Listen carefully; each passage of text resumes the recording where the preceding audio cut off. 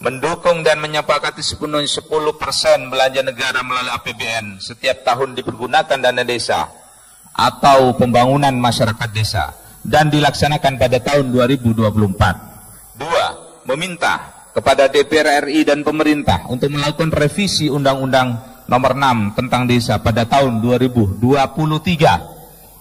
3. Meminta kepada Presiden melalui Menteri Dalam Negeri untuk melaksanakan Pilkades serentak tahun 2023 dan meminta Bupati agar melakukan proses Pilkades serentak guna menghindari politisasi desa menjelang pemilu 2024. 4. Meminta kepada Presiden untuk mengevaluasi secara serius pendamping desa yang dibentuk oleh Kementerian Desa karena dianggap pemborosan uang negara dan tidak efektif dan efisien keberadaan dalam mendukung pembangunan desa.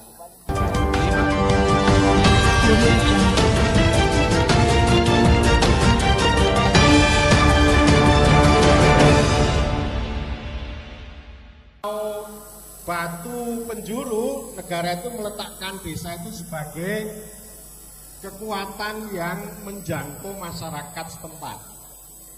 Sekaligus juga punya sumbangan terhadap warga. Jadi yang hakikat desa itu adalah mengatur, mengurus kepentingan masyarakat setempat. Itu yang berbeda dengan kepentingan warga negara. Saya ambil contoh. Di sebuah desa di Kabupaten Magelang punya sumber air yang melimpah. Airnya dipagari, dijadikan sebagai sumur, diambil oleh PD PAM Kota Magelang. Air PD PAM itu digunakan untuk melayani kepentingan warga negara. Itu sangat baik, sangat baik. Tetapi masalah lainnya bahwa masyarakat setempat di desa itu, di Kabupaten Magelang itu tidak bisa mengakses, memanfaatkan air itu. Dan ini bolak-balik. Masyarakat setempat ini selalu mendesak kepala desa supaya tanah itu diklaim, disertifikasi atas nama pemerintah desa agar masyarakat setempat bisa memanfaatkan. Sebaliknya PD PAM itu selalu melobi kepada kepala desa agar tanah itu bisa disertifikasi atas nama PD PAM. Tidak pernah terjadi. Yang satu untuk warga, yang satu untuk masyarakat setempat. Masyarakat setempat tidak bisa memanfaatkan, menikmati air itu. Itu namanya dualitas. Itu fakta. Nah, desa itu berurusan dengan kepentingan masyarakat setempat itu sebagai penghidupan untuk adil makmur. Jadi desa itu bukan ngurusi stunting itu, bukan. Itu salah itu. Ngurus stunting, Mas, stunting. Ya, saya nggak bisa ngomong stunting. Saya Stunting, intinya stunting. Stunting ya. Gitu ya. Jadi yang paling penting dari desa kepentingan masyarakat setempat. Masyarakat setempat itu apa? Kehidupan sosial kemasyarakatan. Itu banyak banget lah. Saya kira ini sudah selesai lah. Budaya. Yang paling penting adalah ekologi dan ekonomi. Itu ya air, ya hutan, ya macam-macam dan sebagainya. Ini supaya bisa memberikan penghidupan pada mereka. Jadi artinya kalau desa ngurusi itu tadi data, mesti salah. Dan sekarang yang terjadi adalah program-program titipan sektor-sektor untuk dibiayai dengan dana desa. Ngomong dana desa lagi. Itu distorsi yang luar biasa. Tujuan sektor tidak tercapai, kepentingan masyarakat setempat mangkrak, nggak terurus.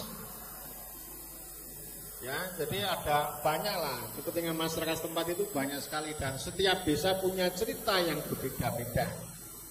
Itulah ini ya. Ada satu pejabat ngomong begini, rekognisi subsidiaritas itu abstrak.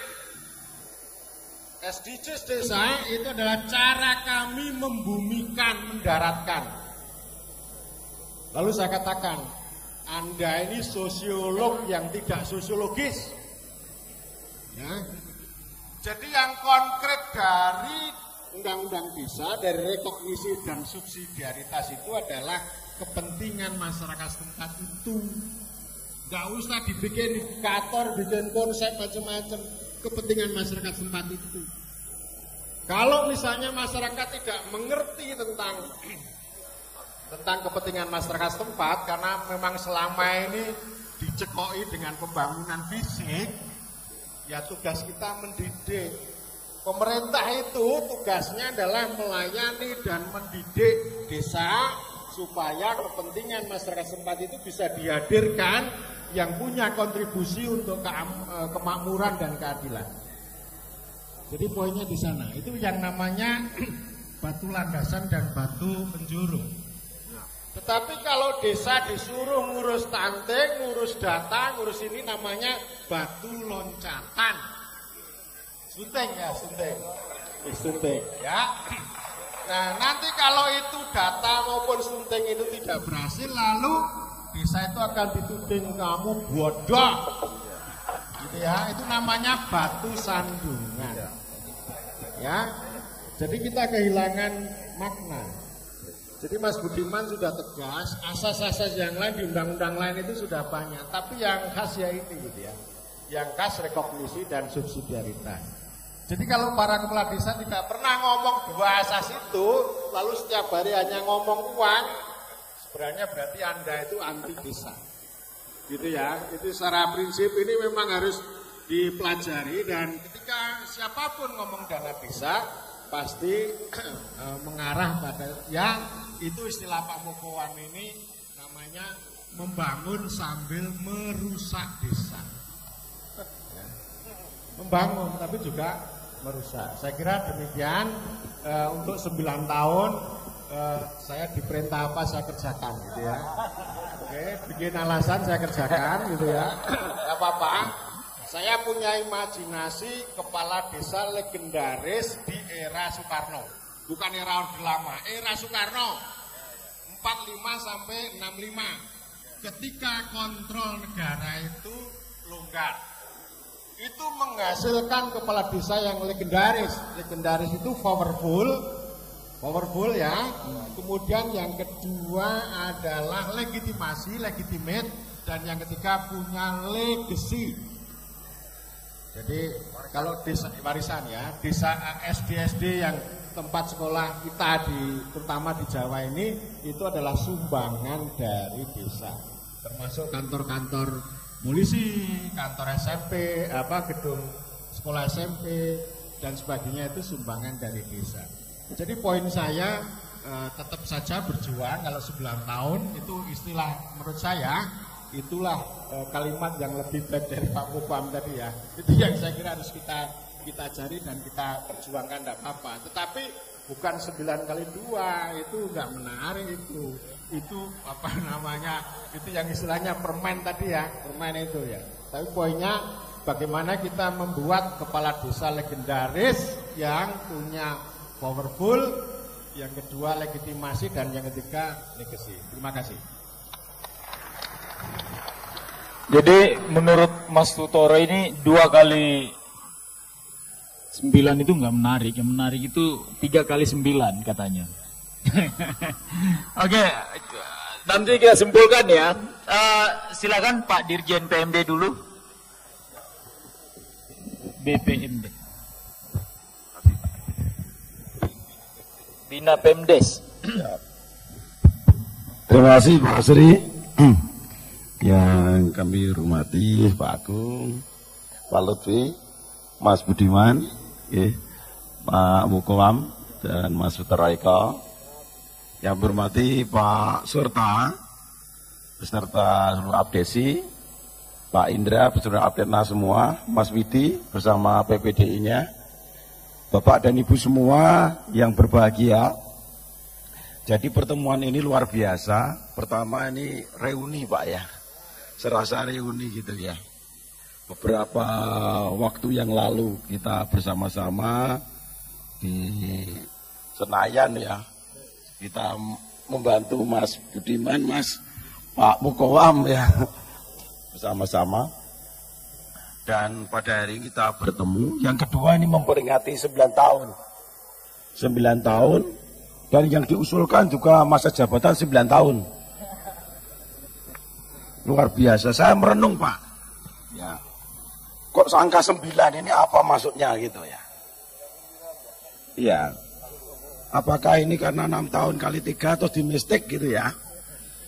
Saya nggak tahu. Kalau bahasa Jawa itu dimistik Pak. 69. Mungkin itu 69 itu ya.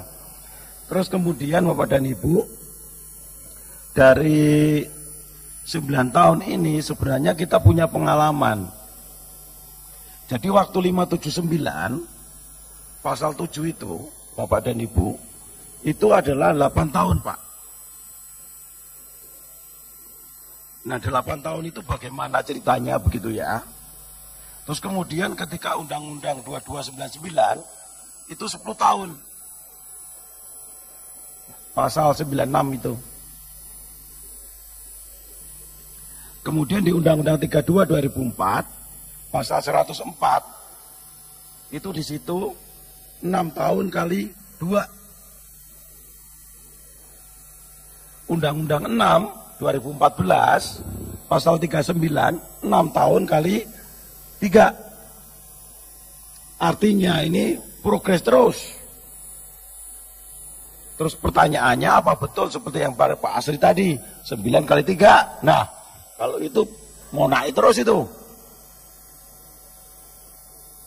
Bapak dan Ibu, tetapi yang jelas bagi saya Bapak dan Ibu, kita bersyukur. Bersyukur bahwa dengan adanya Undang-Undang 6 ini kita bersama-sama seperti tadi dikatakan Pak Mukowam kepada kita memiliki kemajuan-kemajuan yang luar biasa. Demikian juga Mas Budiman dan Mas Toro tadi mengatakan, ya banyak hal yang sebelumnya ya ada, sekarang ini sudah bisa kita rasakan. Namun Bapak dan Ibu, betul Mas Toro tadi katakan ada distorsi. Ya. Jadi seolah-olah undang-undang desa itu ya hanya dana desa itu. Apa itu Pak? Bukankah kita punya keinginan bagaimana supaya desa-desa itu ke depan menjadi tempat kehidupan dan penghidupan. Kita bisa berbangga kepada desa kita sampai anak cucu kita. Sekarang belum Pak. Buktinya ya ketika kalau anak kita sudah selesai kuliah dan sebagainya, mari kita kerja di kota. Bukan kerja di desa.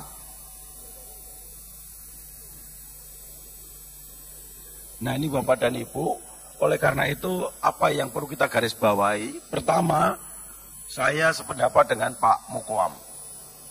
Ini harus dengan hati-hati. Jangan seperti golek ujeng kelangan delek. Bapak usul 9 tahun, nanti di MK kan kena 5 tahun. Mengapa undang-undang dasar itu 5 tahun Pak? Untuk kepala daerah. Betul ya Pak ya? Begitu Bapak ini usul, ada orang juga yang MK kan Pak.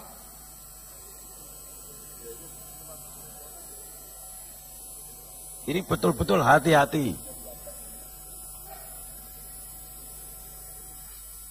Kita selama ini sudah mendapatkan sesuatu yang tinggal kita perbaiki, jangan sampai malah kehilangan yang besar. Oleh karena itu Bapak, Ibu semua perlu kebersamaan. Bagaimana mengatur supaya apa yang kita perjuangkan ini bisa berhasil untuk kemajuan desa. Saya sependapat Pak, ada pepatah mengatakan yang abadi itu perubahan. Betul. Tidak ada sesuatu yang abadi ini. Yang abadi ya perubahan. Dan tidak ada orang yang bisa menghambat kemajuan zaman. Semua harus menyesuaikan. Demikian juga termasuk aturan-aturan kita. Nah, sekarang bagaimana menyikapi ini? Oleh karena itu, Bapak dan Ibu, saya kira dengan kebersamaan 3 asosiasi ini, ya, saya harapkan juga demikian dengan yang lain, untuk bersama-sama memikirkan kemajuan desa. Apa yang perlu diperbaiki sebenarnya dari regulasi yang ada saat ini? Apa saja? Terus bagaimana caranya supaya kita tidak kehilangan yang lebih besar? Ya. Tadi juga sudah ditarakan oleh Bapak Menteri Dalam Negeri, Bapak dan Ibu semua, untuk dana desa sudah meningkat. Tapi bagaimana sekarang implementasinya yang lain? Saya kira Bapak dan Ibu ini menjadi pemikiran kita semua.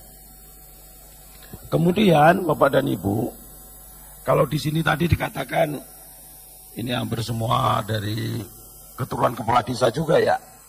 Ya Mas Budiman dari kepala desa, Pak Mukwam. Saya juga demikian Pak. Jadi kakek saya juga kepala desa. Ya, kepala desa. Kalau eyang saya camat. Nah ini semuanya sebenarnya berpikiran yang sama, punya mindset yang sama seharusnya. Untuk memajukan desa. Bapak dan Ibu, tentu saja ada 3 hal tadi. Yang pertama yang perlu kita sikapi. Dari sisi regulasi Bapak dan Ibu, saya kira Undang-Undang 6 ini mengatur secara lengkap. Sebelum Undang-Undang 6 tidak pernah diatur secara komprehensif. Contoh, 579 hanya mengatur pemerintahan desanya saja. Ketika Undang-Undang 2299 itu hanya diatur di bagian saja. Di bab 11, pasal 93 sampai 111. Ketika Undang-Undang 32 2004 juga demikian, hanya masuk di bab 11 pasal 200 sampai 216. Tetapi Undang-Undang 6 lengkap Pak. Walaupun ini pasti banyak hal mungkin yang belum sempurna. Oleh karena itu kita sebagai anak bangsa tentu saja ini tugas kita semua. Bagaimana menjadikan lebih baik untuk kemajuan desa, bahkan untuk kemajuan negara yang kita cintai. Saya kira itu Bapak dan Ibu, terima kasih. Oke, Bapak dan Ibu, kira-kira kita butuh 30 maksimal sekali 1 jam lagi ya acara kita ini. Saya meminta panitia jangan dulu ada dibuka makanan di belakangnya. Kita makannya bareng-bareng sebentar ya. Panitia jangan dulu ada dibuka makanan. Ya, saya tahu ini jam makan siang kan, berarti solidaritas kita untuk bersama-sama merumuskan ini harus kita jaga. Oke, Pak Lutfi, Pak Direktur, monggo Pak, silakan. Terima kasih Pak Asri. Sebenarnya posisi saya tadi malam dapat tugas di luar kota. Tetapi pagi-pagi hari tadi jam 4 dini hari saya buru-buru ke bandara untuk segera hadir di tempat ini karena saya tahu hari ini hadir orang-orang dari berbagai desa.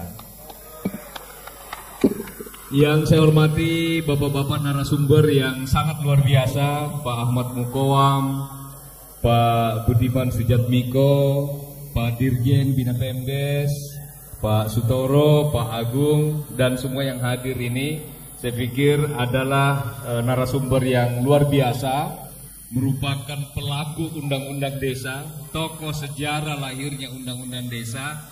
Jadi sebenarnya yang saya mau sampaikan ini hanya nambal-nambal sedikit-sedikit saja. Bapak Ibu sekalian, kalau kita melihat kondisi desa kita saat ini, walaupun angka kemiskinan ini masih menurun, tetapi angka kemiskinan di desa berdasarkan data BPS kita 2022 itu masih cukup tinggi, 12,29%. Catatan lainnya, kita juga masih terbebani angka stunting yang relatif tinggi, 24,4%. Sementara kita ditargetkan tahun 2024 nanti 14%. Tetapi ada catatan yang menggembirakan. Ternyata ketahanan desa terhadap pandemi ini sangat kuat, luar biasa kuat. Terlihat dari penurunan tingkat pengangguran terbuka di desa dari 4,11% di tahun 2021 itu turun menjadi 3,72% di tahun 2022. Catatan menggembirakan lainnya adalah bahwa pembangunan desa telah mengalami perkembangan positif dan sangat signifikan.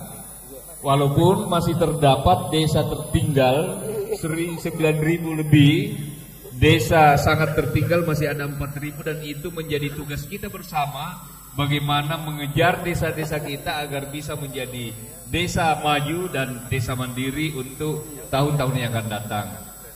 Tadi kita banyak berdiskusi, banyak mendapatkan tausiah dari narasumber kita yang luar biasa tentang undang-undang desa ini, di mana sejak lahirnya undang-undang desa, undang-undang nomor 6 tahun 2014 ini sebenarnya poin utamanya adalah mendorong kemandirian desa, seperti yang Bapak Mendagri tadi sampaikan.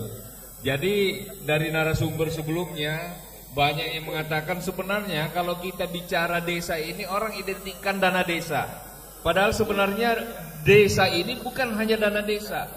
Selain dana desa, menurut undang-undang desa ini kan ada sumber-sumber pendapatan lain yang harus digali untuk bagaimana caranya desa kita yang tadinya mungkin miskin atau tertinggal, sangat tertinggal, lalu kemudian dengan potensi yang dimiliki itu bisa maju dan mandiri. Sebenarnya tidak ada desa yang tertinggal menurut saya. Hanya desa itu belum menemukan potensi yang dimiliki desa tersebut. Kita di Indonesia 74.000 lebih desa, potensinya luar biasa Bapak dan Ibu sekalian. Dan semangat transformasi desa sudah ditunjukkan dengan lahirnya undang-undang desa kemarin.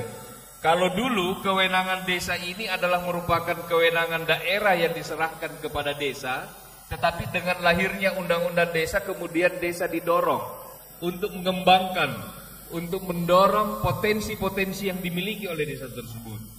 Dan banyak contoh sukses desa-desa kita yang dulu ketika belum lahir undang-undang desa ini keadaannya sangat memprihatinkan. Tetapi kewenangan yang diberikan, walaupun Pak Mukowam, Pak Budiman menyampaikan ini belum pada taraf kesempurnaan, kita menerapkan apa yang diamanahkan oleh undang-undang desa, tetapi lompatan pembangunan, kemajuan yang dialami desa-desa kita tidak bisa kita juga tutup mata. Bapak Ibu sekalian, Kementerian Desa mendorong dana desa ini dipakai untuk pembangunan, untuk percepatan tujuan pembangunan berkelanjutan, SDGs desa. Jadi bagaimana kemiskinan-kemiskinan di desa bisa terjawab dengan dana desa. Bagaimana persoalan kelaparan yang ada di desa, persoalan kesehatan bisa dijawab oleh dana desa. Walaupun tadi Pak narasumber Pak Sutoro menyampaikan kita tidak sependapat kalau semua sektor seakan-akan mendorong dana desa itu dipakai untuk mensukseskan program-program dari berbagai stakeholder yang ada. Kami di Kementerian Desa juga sangat setuju itu. Makanya Kementerian Desa dalam rangka menjalankan amanah peraturan pemerintah nomor 60 tahun 2014 bahwa Menteri Desa setiap tahun diberikan mandat untuk menerbitkan Permendes prioritas yang mengatur prioritas dana desa. Kami selalu mencantumkan poin utama dari prioritas dana desa itu adalah desa melaksanakan sesuai dengan kewenangan desa.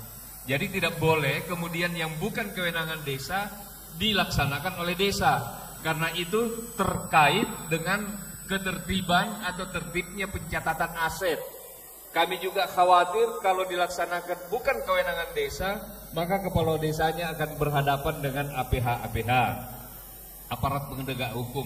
Makanya Kementerian Desa mendorong dana desa ini dipakai betul-betul sesuai dengan kewenangan desa, yang mana prioritas penggunaan dana desa yang kami terbitkan melalui Permendes ini setiap tahun kami terbitkan, dan pada saat menerbitkan Permendes prioritas kami selalu minta masukan-masukan dari desa, kami minta masukan dari pemerintah daerah, kami minta masukan dari kementerian lembaga terkait. Termasuk di dalamnya Permendes prioritas yang mengatur prioritas dana desa di tahun 2023 ini, yang antara lain prioritasnya itu adalah memenuhi apa yang menjadi tuntutan kepala desa, yaitu operasional pemerintah desa. Sebelum kami masukkan itu kami undang dan bahkan diskusi dengan ketua perwakilan dari Abdesi, Pak Sutar, kami ajak diskusi kira-kira apa maksudnya operasional pemerintah desa. Dan itulah yang kami tuangkan dalam regulasi yang kami buat. Bapak dan Ibu sekalian, saya pikir tidak banyak yang saya sampaikan.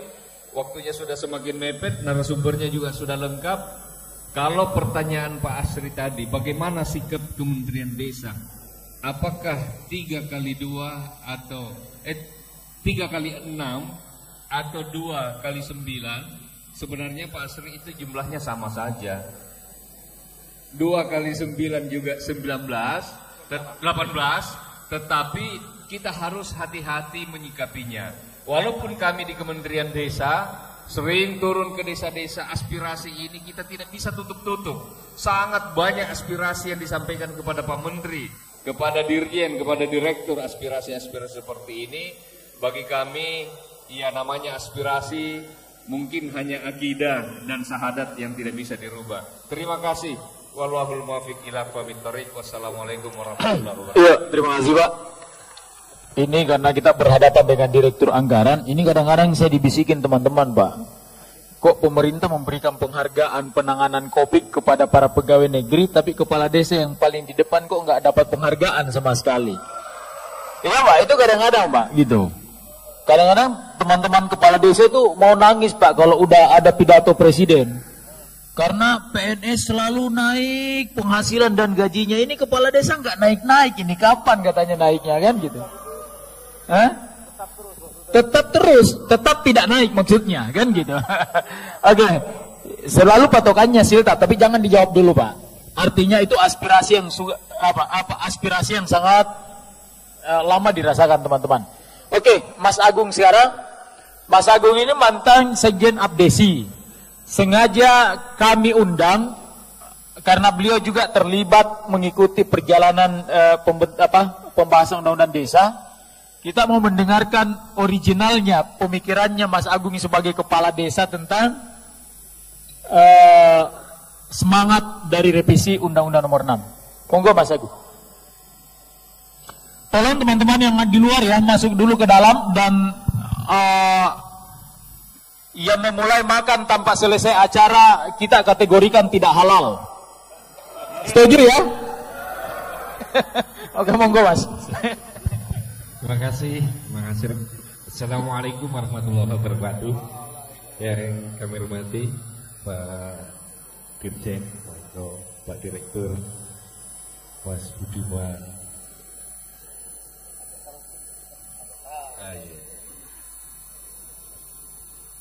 Pak Mukowam dan Mas Eko, semua senior kami di perjuangan bersama untuk mengawal lahirnya Undang-Undang Desa. Kebetulan saya 2007 dipaksa waktu itu untuk menggantikan orang tua.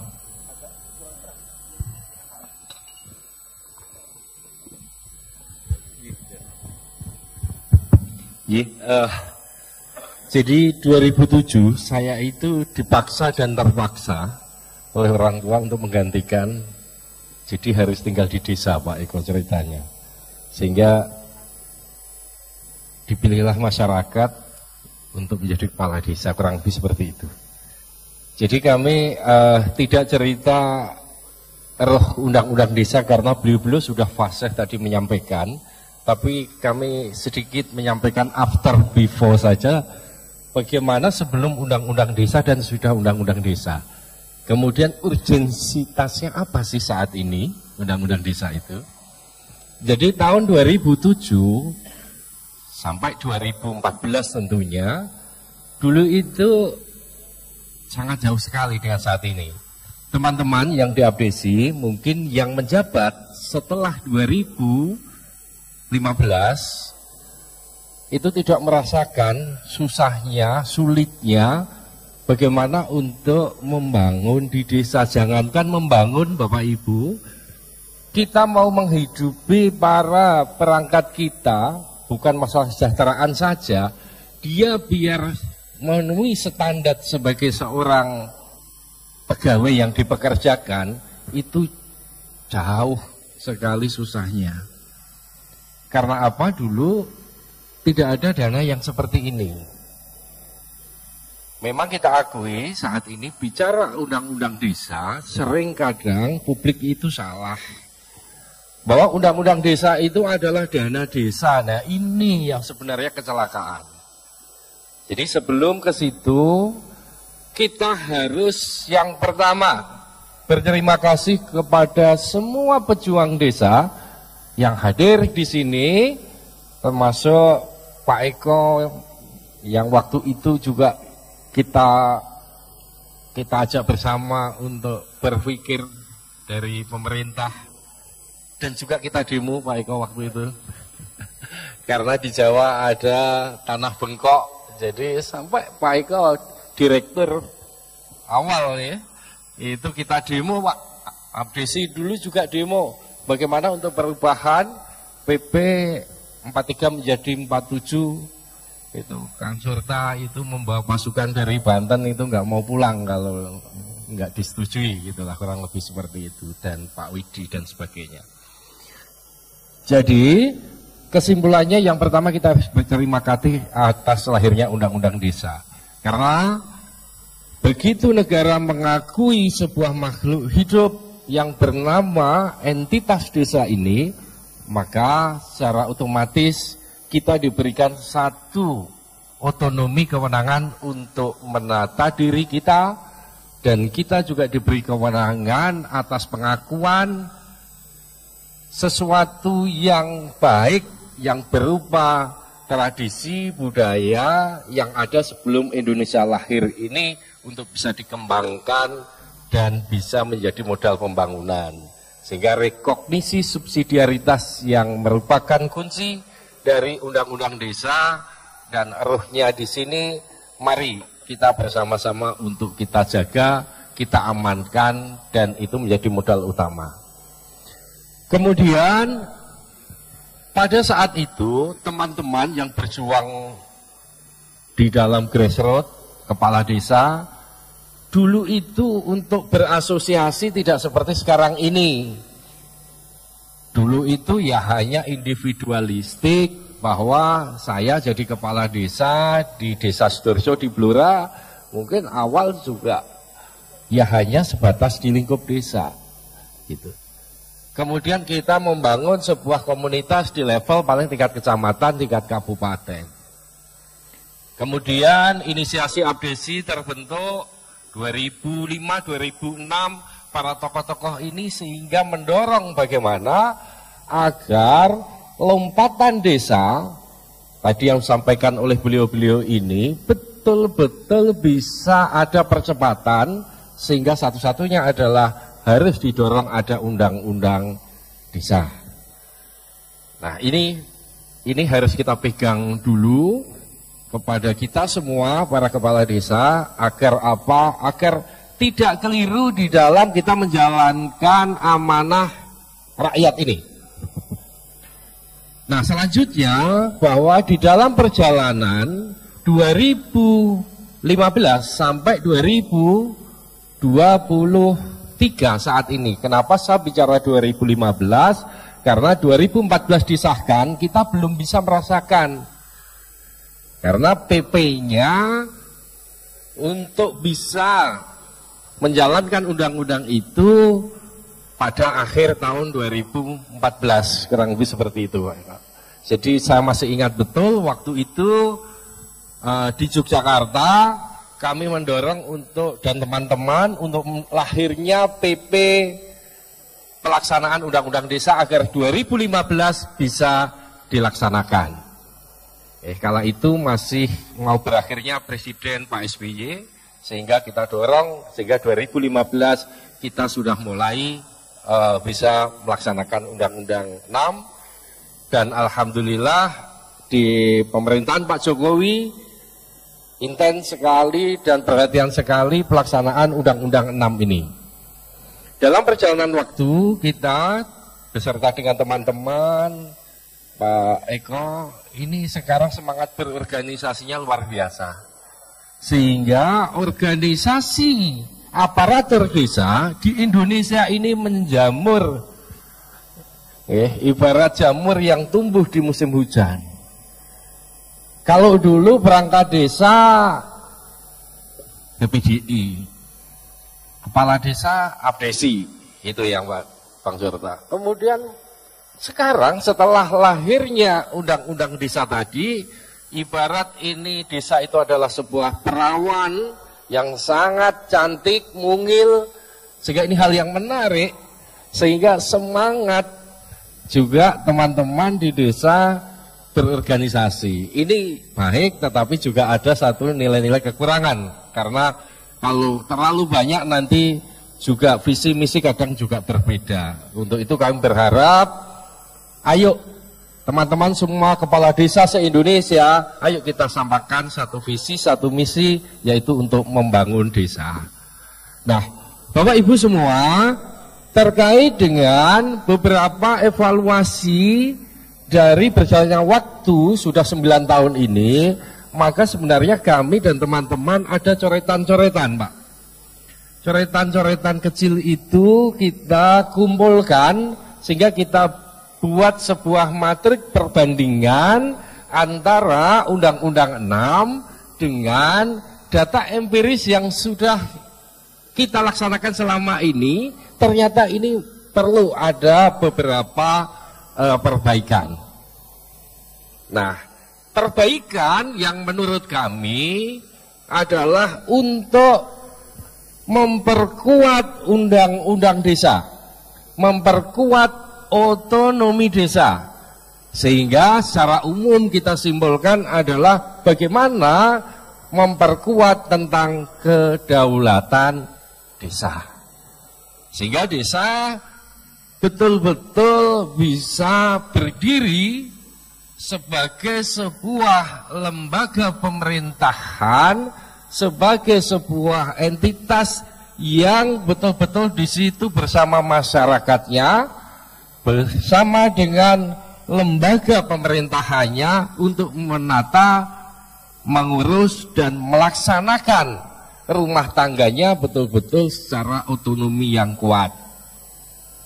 Sehingga yang terjadi saat ini, Bapak Ibu, kita semua sering kadang bingung, Pak Dirjen, kita itu kadang pakai pin korpri, pakai baju korpri tanggal 17, tapi ada juga yang meledek, Pak. Hei, kamu bukan ASN loh, hei, kamu bukan pejabat negara loh, dan sebagainya dan sebagainya. Karena kepala desa jabatan politis saat ini selama 6 tahun, kemudian perangkat desa diangkat dan diberhentikan oleh kepala desa, beda dengan ASN yang diangkat dan diberhentikan oleh pejabat negara. Nah ini. Oke Mas, 1 menit lagi, 1 menit. Oke. Yang terakhir yang perlu kita pikirkan bersama, isu saat ini yang lagi tren adalah perpanjangan masa jabatan.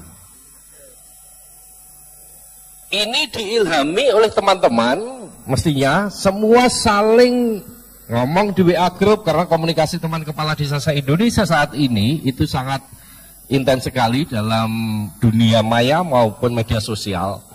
Kemarin ada COVID tahun 2020 sampai 2023. Teman-teman yang dipilih Pilkades 2019 tak jamin kemarin nggak bisa optimal untuk melaksanakan visi misinya. Betul nggak? Sehingga kemarin saya menyampaikan, kita nggak bisa apa-apa karena kita harus dan wajib taat dengan pemerintah pusat. Anggaran-anggaran digunakan untuk penanganan COVID semua sepakat. Sehingga visi misi Bapak Ibu semua tidak tersampaikan. Sehingga muncul latah Pak Eko. Kalau ini diberi hadiah oleh Pak Jokowi ditambahi 3 tahun, alangkah etisnya ini sehingga visi misi kita bisa tercapai. Kurang lebih seperti itu ya awalnya Bapak. Sehingga itu kita lakukan sebuah kajian-kajian. Sehingga apakah itu mungkin? Karena ini sudah dikunci di dalam undang-undang. Merubah undang-undang ada 2 cara, yaitu dengan judicial review atau dilakukan perubahan pemerintah bersama legislatif. Sehingga itulah yang kita lakukan sebenarnya. Kemudian apakah itu dari 9 tahun? Menurut kami ada adat kita, dulu itu Jawa, mungkin di desa yang Bapak Ibu pimpin, ada sejarah.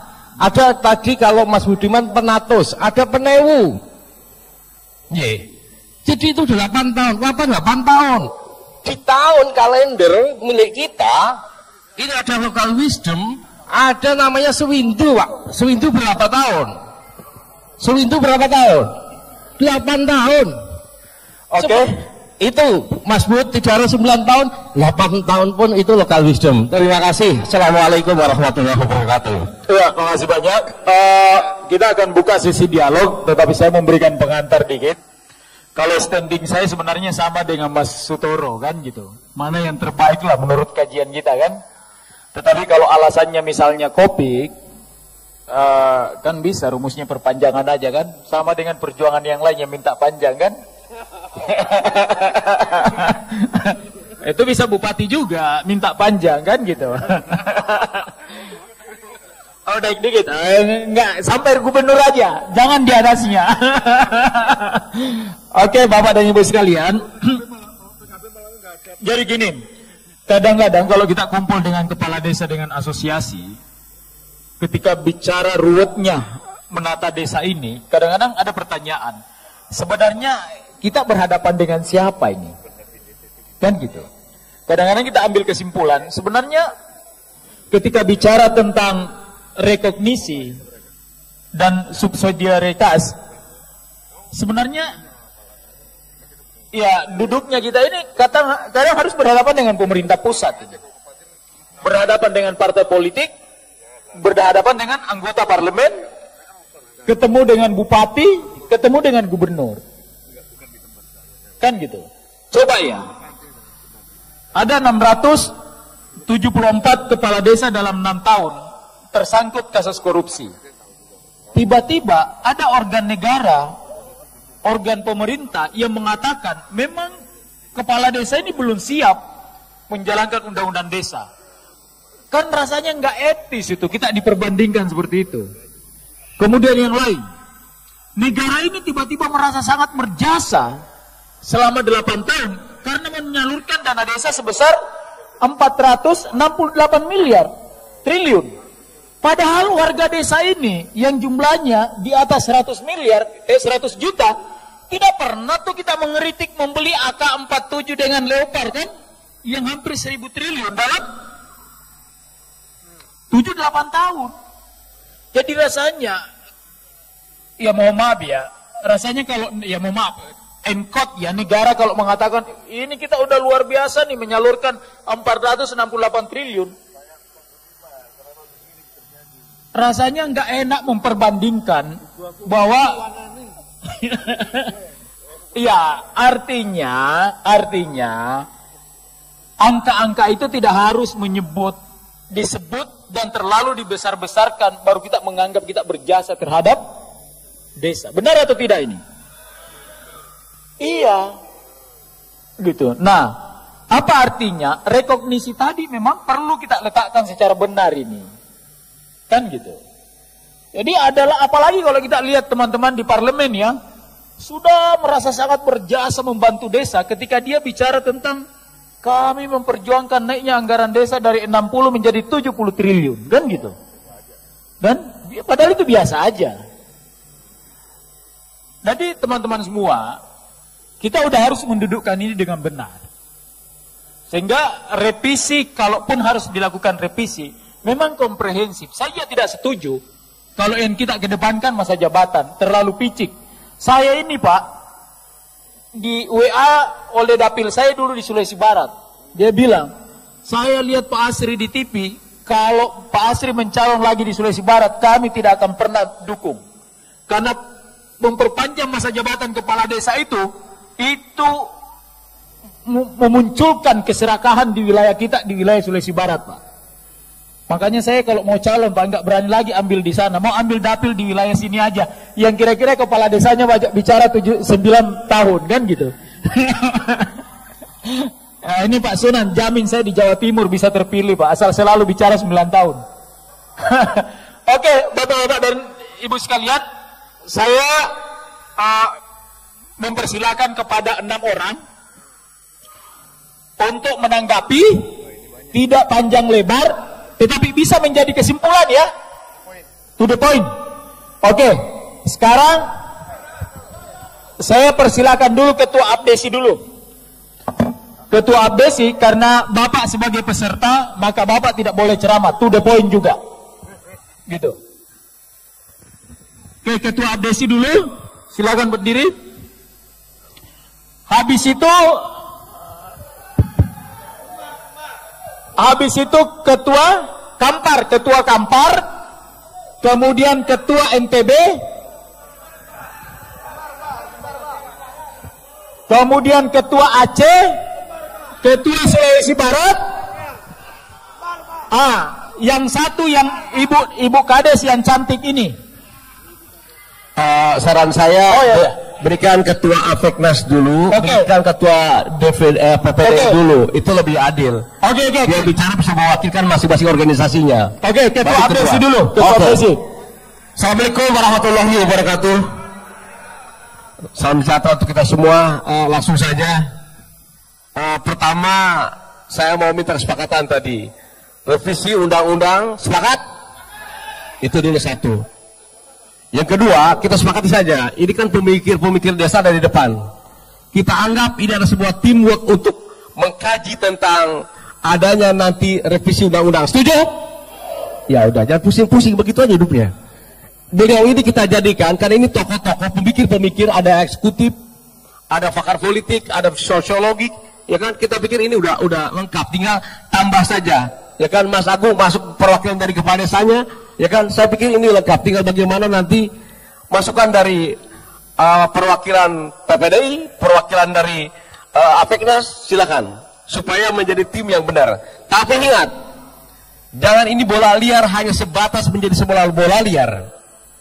Orang boleh seksi membicarakan tentang siapa presiden ke depan, orang boleh seksi membuat prioritas partainya, tapi kita harus seksi memperjuangkan desa. Setuju? Hati-hati dengan saya. Ketika tidak ini terbukti, sekarang sudah jadi satu, Indonesia bersatu, akan turun ke jalan bisa 100-200 ribu besok ke depan. Semangat! Ketika tidak terrealisasi ini bola-bola liar yang persoalan priorisasi dan sebagainya. Intinya adalah saya sesungguhnya sedih. Anak kepala desa, lahir di desa, bertahun-tahun, bagaimana percepatan pembangunan desa dari semua aspek, itu intinya. Persoalan priorisasi, persoalan dana desa, itu hanya sebuah kail bagaimana menggali potensi desa, menjadi pendapatan desa terbaik. Itu intinya. Agar jangan lagi masyarakat desa tertinggal secara SDM. Tadi sepakat, secara sosiolog, berbicara, kepala desa nggak usah ngurusin bantuan sosial, ada dinas sosial. Kepala desa nggak usah ngurusin urusan stunting, ada dinas kesehatan. It's okay. Tapi ada persoalan di diri kita secara psikis. Ketika dibenturkan tentang sosial, tidak dapat bantuan, kita dibenturkan oleh masyarakat desa yang tidak dapat, kepala desa yang jadi korban. Betul? Ini persoalan psikis secara psikologi dan sosiologi. Jadi oleh karena itu sepakat, udah saatnya persoalan undang-undang desa kita revisi. Tapi saya berharap nggak usah banyak-banyak bicara lah, nanti aja kita atur. Sepakati saja, sebelum akhir 2023 tidak ada regulasi dijalankan, masuk prolegnas langsung, sepakat turun ke jalan. Dengerin tuh saudara-saudara kita, ya, jangan hanya meributkan tentang pilpres siapa presidennya, jangan hanya meributkan tentang popularitas siapa partai yang terbaiknya, tapi kita ributkan bagaimana desa harus lebih baik ke depan. Itu aja dari saya. Assalamualaikum warahmatullahi wabarakatuh. Oke. Terima kasih Pak Ketua Umum Abdesi. Tapi pengalaman saya Pak Surta ya, jadi aktivis ya. Saya tidak mengancam dulu baru turun ke jalan. Biasanya saya adalah turun ke jalan dulu 200.000 baru mengancam. Ini kebalikan ini kan gitu. Kayaknya tolong dikonsolidasikan lagi deh kembali kalimat itu kan gitu. Oke, maksudnya saya mau melihat kepala desa, BPD dan Apeknas turun kira-kira 2-3 minggu ke depan 200.000. Ancam semua partai politik itu kalau nggak revisi, hati-hati loh kalian. Gitu kira-kira Mas Bud. Oh jangan nanti dulu, belum. Oke, Ketua PPDI dulu. Baru yang lain ya. Terima kasih. Sebenarnya sudah cukup jelas Ketua Abdesi. Kita juga ingin mempertegas saja. Di sini sudah ada komunitas kepala desa, sudah ada komunitas BPD, sudah ada komunitas perangkat desa, sudah ada mantan ketua pansus, sudah ada ahli desa, sudah ada tokoh-tokoh yang luar biasa. Hanya yang kita tunggu adalah realisasi tentang revisi Undang-Undang Nomor 6 Tahun 2014. Selanjutnya, yang di depan adalah cucu anak kepala desa. Yang di sini kepala desa dan perangkat desa. Rasanya desa harus segera mendapat keadilan. Terima kasih. Oke, terima kasih. Ketua Apeknas. Assalamualaikum warahmatullahi wabarakatuh. Terima kasih Pak Asri Anas. Pertama kali atas nama anggota BPD seluruh Indonesia kami mengucapkan terima kasih atas simposium hari ini pada hari desa yang pertama kali kita selenggarakan. Hari ini adalah sejarah buat kita, buat Pak Kades, buat PBD dan seluruh perangkat desa bahwa ini adalah hari pertama kali kita menyelenggarakan hari desa. Dan ini simposium yang luar biasa juga dihadiri oleh kepala desa dan seluruh BPD serta perangkat desa. Tadi saya cukup tegas dari Ketua Abdesi dan juga ditambahkan kami BPD sepakat juga untuk dilakukan revisi Undang-Undang Desa Nomor 6 Tahun 2014. Banyak hal yang sudah kita rasakan yang terbaik juga masih ada yang harus kita revisi. Itu saja mungkin yang bisa kami sampaikan. Terima kasih. Mudah-mudahan ke depan desa akan lebih baik lagi. Sinergi antara kepala desa dan BPD dan perangkat desa akan membuat desa lebih berdaulat. Terima kasih. Assalamualaikum warahmatullahi wabarakatuh. Sekarang Ketua Abdesi, Kepala Desa Ketua Abdesi dari NTB. Silakan. Ini sekaligus Ustadz. Terima kasih yang saya hormati bapak-bapak yang di depan semuanya. Tidak bisa saya sebutkan satu persatu. Saya singkat saja. Ada 4 poin ya yang perlu saya sampaikan dan ini nanti menjadi kesepakatan kita bersama. Saya setuju dengan apa yang disampaikan oleh Bapak Menteri tadi bahwa kita harus membangun dari desa. Ketika desa itu maju, insya Allah semuanya akan maju. Ya. Satu hal yang akan saya sampaikan di sini dari setelah saya minta aspirasi masyarakat kita yang di NTB, itu rata-rata bagaimana dana desa itu ditambah menjadi 10% dari APBN. Ya. Yang sekarang 70 triliun menjadi 200 triliun lebih dari APBN. Ya. Setuju tidak? Setuju tidak? Setuju. Ya. Yang kedua, pelaksanaan pemilihan kepala desa jangan diundur. Saya minta Kementerian Dalam Negeri untuk menginstruksikan kepada Bupati untuk pemilihan secepatnya sesuai dengan jadwal yang sudah ada. Sepakat? Ntar dia contekan nih. 4 poin. Yang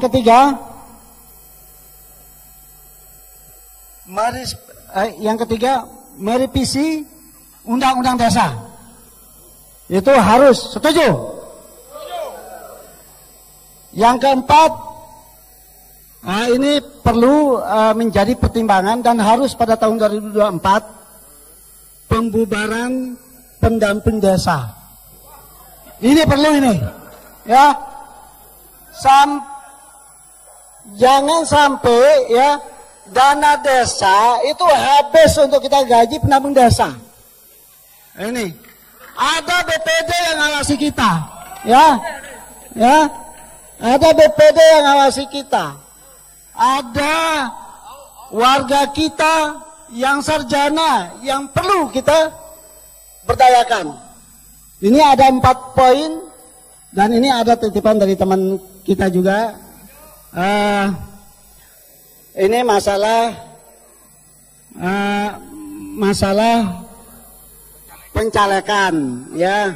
Bagaimana dia cuti seperti itu, ya. Nah ini ada titipan nanti tadi. Tapi yang 4 itu perlu kita setujui bersama. Setuju? Ya, itu aja dari NTB. Demikian, terima kasih. Bapak-bapak kepala desa, jangan diambil semua. Mau jadi caleg juga minta cuti kan? Betul. Oke. Izin Pak, dari Sumatera Barat Pak. Oke, langsung. Oke. Terima kasih. Langsung ya. Langsung Pak. Silakan. Nih, saya tertarik sekali dari pembicaraan dari Pak Sudirman Sujatmiko. Beliau seorang aktivis. Budiman Sujatmiko Pak. Karena tadi pembicaraan beliau dari pusar ke atas tadi, sehingga pusar ke bawah terabaikan, sehingga turunnya dana undang-undang desa, sehingga mulailah terlihat kembali bahwa dari pusar ke bawah ini memang dasarnya Indonesia ini adalah desa Pak. Dasarnya Indonesia ini adalah desa. Berkembang desa berarti Indonesia ini berkembang. Maka daripada itu, undang-undang desa ini perlu direvisi. Kemana? Pertama sekali, mengenai berhentinya kepala desa ini. Sekarang berhentinya kepala desa hanya ucapan terima kasih dari kepala. Tidak ada satupun yang diberi, Pak. Tidak ada yang diberi. Hanya paling mentor hanya selembar kertas ucapan terima kasih. Nah, hanya itu. Nah, jadi tidak hanya jabatan yang diperpanjang, cuman tambah petak bengeknya sedikit lagi. Oke, kepala desa ini harus dihargai berhentinya. Terima kasih. Oke. Assalamualaikum warahmatullahi wabarakatuh. Izin Pak, Pak, Kalimantan Selatan dulu Pak. Boleh Kampar dulu Pak. Sesuai dengan urutan. Asal dulu mikrofonnya di sini Pak. Enggak, Kampar dulu. Terima kasih Pak. Perlu kami sampaikan juga langsung. Apa yang disampaikan oleh Ketua Umum tadi itu sangat betul Pak. Dana pusat itu mohon kami kembalikan ke desa lagi pengelolaannya Pak. Jangan ada lagi 25% ke A, 20% ke B. Kami mau membangun desa kami. Biasanya kami bisa membangun semilisasi sampai 300 meter Pak. Sekarang tidak ada lagi. Karena banyaknya dana sosial, contohnya dana BLT, dan dana ketahanan pangan. Jadi ketahanan pangan itu kita serahkan kepada pemerintah nanti Pak. Harapan kami yang disampaikan dari Lombok tadi itu sangat setuju Pak. Saya sangat setuju. LPM kami aja tidak ada hodor sama sekali Pak. Ya kan? Dana kami habis adalah yang tidak sesuai dengan apa yang disampaikan dari Ketua DPD Lombok tadi. Harapan kami, satu, mohon direvisi lagi Undang-Undang Desa Nomor 6 Tahun 2015. Yang kedua, mohon dana desa jangan lagi dimonitor lagi Pak dari pusat, kembalikan kepada desa. Terima kasih. Oke, silakan Pak yang di depan. Terima kasih Pak. Saya dari Kalimantan Selatan, Kabupaten Batola. Cuman pengen menyampaikan ke Kemendagri Pak. Mohon tinjau. Saya rasa bukan di Kabupaten Batola saja, seluruh Indonesia ini oknum-oknum di dinas pemerintah daerah dan inspektorat selalu memperkosa pemerintah desa Pak. Selalu memperkosa. Saya berani pastikan itu terbukti Pak. Ini saya sedang melakukan gugatan kepada oknum pemerintah Kabupaten Batola, dinas pemberdayaan daerah, inspektorat dan staf ahli Pak. Bumdes saya tidak diperbolehkan untuk menyertai modal Pak. Padahal saya sudah punya kontrak kerja dengan perusahaan 1.400.000.000 bumdes saya Pak. Tapi oleh oknum pemerintah daerah melalui Dinas Pemberdayaan Daerah dan Inspektorat dipersulit. Dana desa selama ini dipersulit sama pemerintah daerah, Pak, terutama oknum Dinas PMD dan Inspektorat. Jadi dana desa ini kalau di Kabupaten Batola Kalsel bukan kami yang kelola, kami dipersulitnya selalu asistensi, dan ini mungkin sejarah Republik.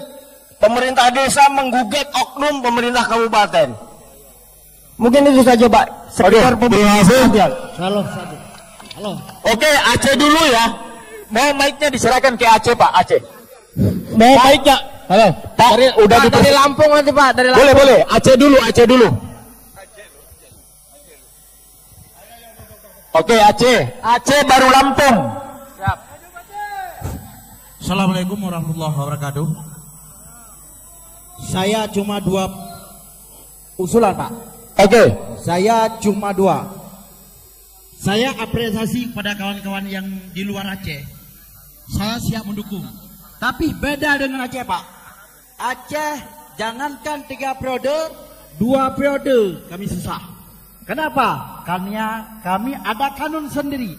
Saya mewakili daripada Aceh memohon kepada Mendagri untuk menyurati pemerintah gubernur supaya 3 periode. Alangkah baiknya apabila mereka menyetujui 9 tahun 3 periode, alhamdulillah. Kemudian yang kedua, saya mengharap apabila ada kepala desa yang ingin mencalonkan diri sebagai kepala dewan, ini harus ada surat izin dan bisa cuti. Nah, itu saja, Pak, dari saya. Assalamualaikum warahmatullahi wabarakatuh. Dari Lampung, Pak. Oke, Lampung dulu baru Maluku. Silakan. Siap. Terima kasih, Pak. Terakhir Sulawesi ya. Oke. Lampung. Sulawesi Barat, Pak. Yang pertama, Pak, perkenalkan diri dulu, Pak. Nama saya Haryadi dari Lampung Prengsewu, Pak. Di sini yang saya pertanyakan yang pertama yaitu tentang pasal 33 sampai dengan pasal yang 38 pemilihan kepala desa itu, Pak. Saya menjabat sudah 2 kali, Pak. Pertama di desa saya sendiri, yang kedua sekarang di desa luar desa saya. Cuman saya sudah konsultasi dengan kecamatan, mau balik ke desa saya itu katanya nggak bisa cuti, mundur, Pak. Mohon penjelasan itu, Pak. Ya, terus yang kedua tentang perencanaan, Pak. Di desa itu kan perencanaan dari tingkat RT, RW sampai ke desa. Cuman masalahnya dari Pemda itu kan kadang ada titipan, Pak. Nah, cuman itu kan nggak masuk perencanaan, cuman titipan, Pak. Maksudnya itu kan desa itu kan kewenangan yang mengelola dana desa. Cuman ada bahas titipan, itulah yang kurang pas, Pak. Yang ketiga, Pak, tentang pelantikan kepala desa di kabupaten kami itu di Undang-Undang Desa yang 38 itu minimal 30 hari. Kadang ada sampai 2 bulan. Cuman nggak ada sanksinya buat Pemda, Pak, itu. Itu aja. Oke. Maluku lagi. Maluku dulu. Maluku tadi.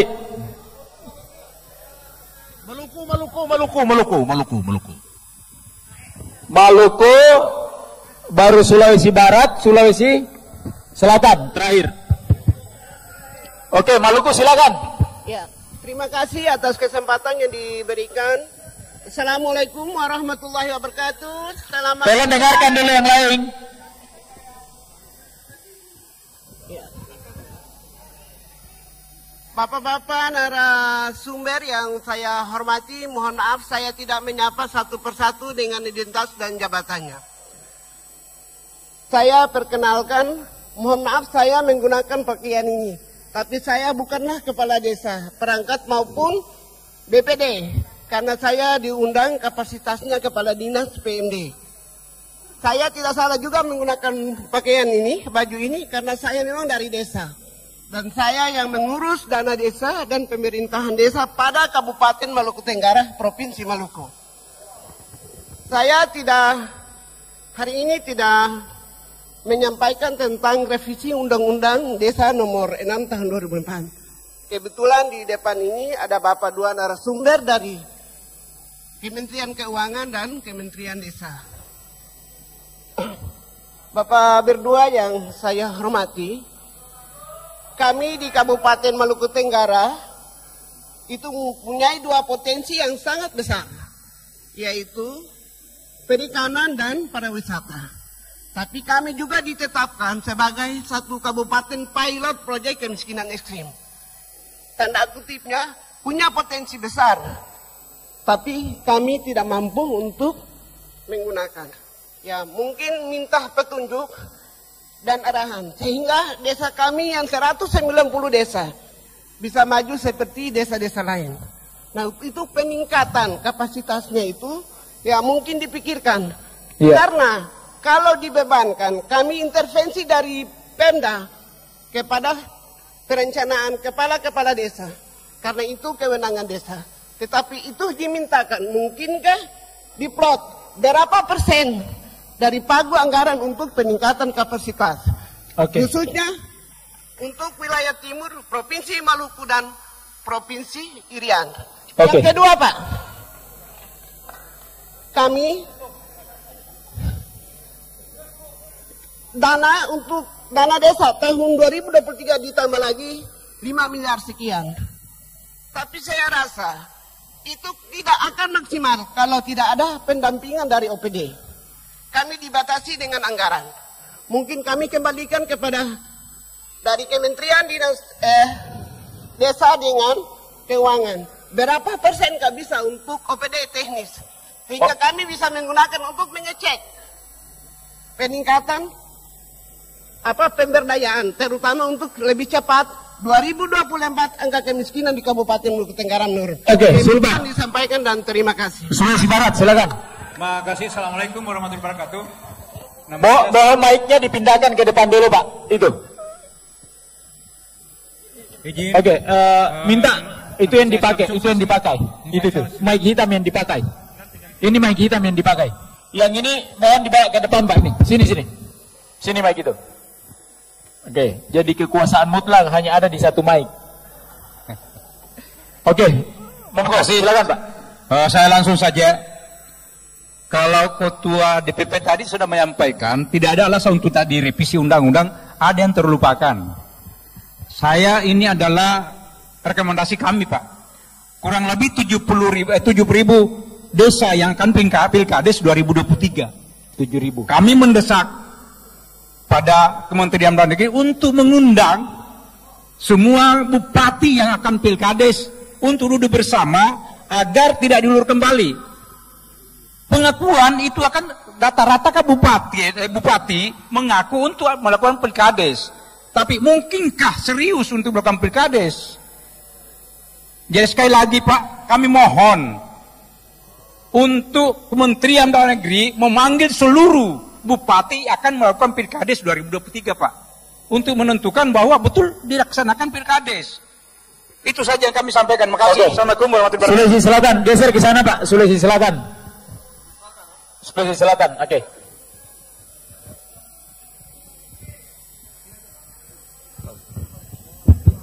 Ya, terima kasih. Assalamualaikum warahmatullahi wabarakatuh. Om Swastiastu, Namo Buddhaya, salam kebajikan. Saya Ketua Abdesi Tanah Toraja. Izin senior-senior, saya baru 3 tahun jadi kepala desa. Saya background alumni Barombong pelayaran. Kalau soal duit, di desa tidak ada apa-apanya, Pak, dibanding kami di kapal. Tapi ini bukan soal cari duit. Tapi saya juga aktivis, izin, karena saya senior, saya salah satu ngefans sama Bang Sujat Miko, saya Ketua Pemuda Pancasila 3 periode Kabupaten Tanah Toraja, saya salah satu kepala desa yang tanam pisang di Jalan Poros. Boleh dilihat di TV One, Metro TV. Langsung aja, langsung. Nanti kalau mau bicara Pemuda Pancasila dengan Mas Budiman aja. Jadi kami di Kepala Desa Tanah Toraja itu, menurut kami soal jabatan 9 periode mau 10 periode 10 tahun itu tidak ada masalah. Mau 9 tahun tapi anggaran kami di Toraja sedikit, tetap aja menderita selama 9 tahun. Jadi kami minta bisa tidak diberikan surat teguran kepada Bupati Tanah Toraja bahwa kenapa sih gaji kami itu setiap tahun sedikit, semakin turun, semakin turun, semakin turun. Sampai sekarang kami kasihan lihat aparat desa dengan badan musyawarah harus mendapat gaji hanya 600 rupiah per bulan karena anggarannya menurun. Iya, 600 ribu per bulan. Kami tadinya 2.700.000 per bulan, sekarang terancam tinggal 2 juta per bulan. Tunjangan 1,5 terancam tinggal 500.000 per bulan. Iya. Jadi itu saja. Apakah kalau soal pangkat gagah? Tadinya 1 bintang kena stunting tinggal bunga. Iya. Oke. Garuda menggantung. Jadi sekian itu saja. Dan terima kasih banyak. Soal terakhir soal revisi undang-undang saya rasa kami juga setuju, tapi dengan catatan harus sama dengan Pak Menteri bahwa kita kepala desa jangan juga bikin malu-malu, hanya kejarnya 3x9 saja tanpa kita mengejar bagaimana revisi undang-undang desa bisa berdampak baik di masyarakat juga, bukan hanya berdampak baik di kepala desa. Terima kasih. Mic-nya dibawa ke depan. Siap. Dibawa ke depan. Oke, kita berikan aplaus kepada kita semua. Oke, saya membacakan beberapa poin ya. Silakan yang mana mau ditanggapi, tapi cepat tepat. Satu adalah semua sudah setuju tentang mengusulkan revisi undang-undang desa. Kedua, usulan. Ini terutama Mas Budiman dan Kementerian Desa dengan Kementerian Dalam Negeri. Bukan DPR RI saya. Oh enggak, kan partai penguasa kan. Gitu. Udah dapat restu presiden dan dapat restu dari ketua partai penguasa. Teman-teman menganggap ini kajian kita, Pak. Kajiannya adalah paling ideal dana desa itu setelah dikurangi utang dan subsidi itu adalah angkanya di sekitar 7-8% dari APBN. Kalau boleh kita hitung-hitungan nanti. Artinya itu jauh akan lebih memberikan manfaat kepada desa kalau itu bisa dilakukan. Saya mau mendengar, saya belum pernah berdiskusi dengan Mas Budiman tentang ini, tapi saya mau mendengarkan langsung kan gitu. Kemudian yang kedua, Pak Dirjen, ini keluhan Pak teman-teman Pak. Walaupun sudah ada edaran dari Mendagri tentang pemilihan kepala desa serentak, rasanya akan lebih elok kalau Mendagri mengundang para bupati itu untuk melakukan rakor Pak. Mungkin levelnya harus diundang langsung Pak. Karena teman-teman Pak umumnya ini dipersulit dibawa Pak. Bersulit di DPR, bersulit di bupati. Mendagri mengatakan tolong lapor kepada kami. Ada keengganan Pak teman-teman ini melaporkan bupatinya kepada Mendagri. Oke.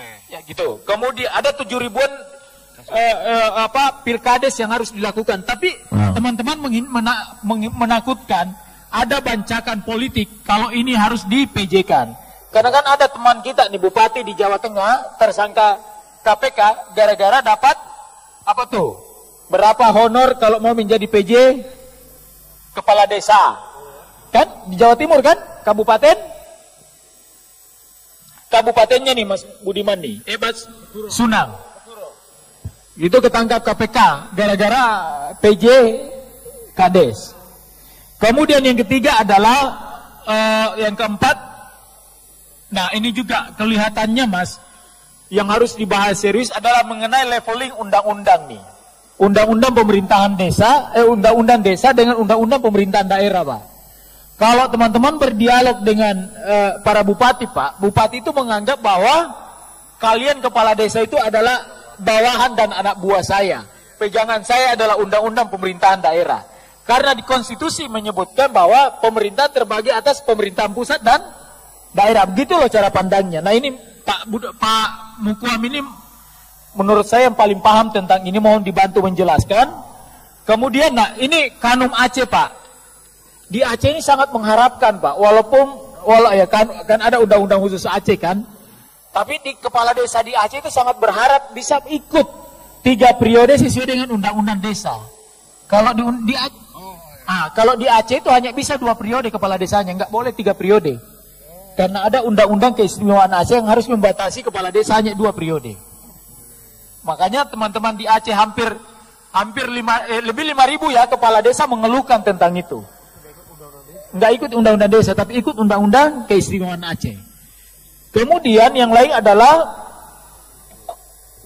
pembubaran pendamping desa ini, mohon maaf Pak, kepala-kepala desa ini tidak punya dendam sama sekali sama, ini keluhan kepada saya, kepada pendamping Pak. Kan teman-teman ini kadang Pak, menganggap pendamping itu posisinya tidak efektif dan efisien Pak. Tidak efektif dan efisien. Benar atau tidak ini? Oke. Pendamping kadang-kadang bahkan bukan menjadi mitra strategis kepala desa atau pemerintahan desa, tapi kadang-kadang menjadi lawannya kepala desa Pak. Pendamping yang ikut melaporkan, bahkan kadang-kadang pendamping oknum ya, ikut-ikut nitip proyek kan gitu.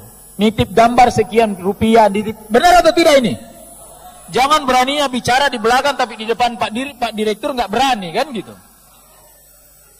Bahkan kadang memprovokasi.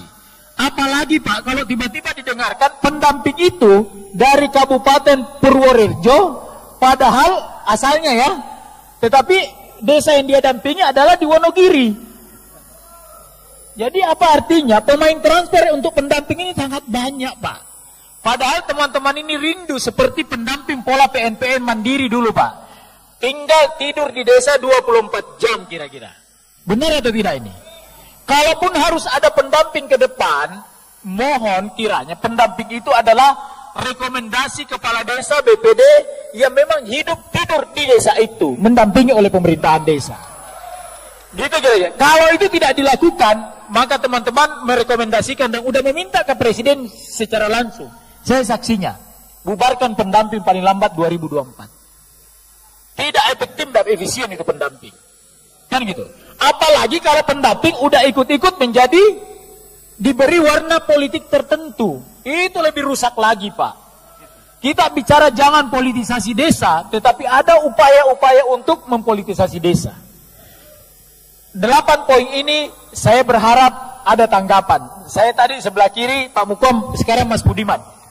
Ya, terima kasih Mas Asri, terima kasih tanggapannya dan rekan-rekan semua. Pertama, saya sudah berbicara dan mendengar langsung koordinasi antara pimpinan fraksi Partai PD Perjuangan dengan dari partai lain, partai besar juga ya, yang dibalik dan dibalik langsung di depan saya ngobrol, dibuka speakernya.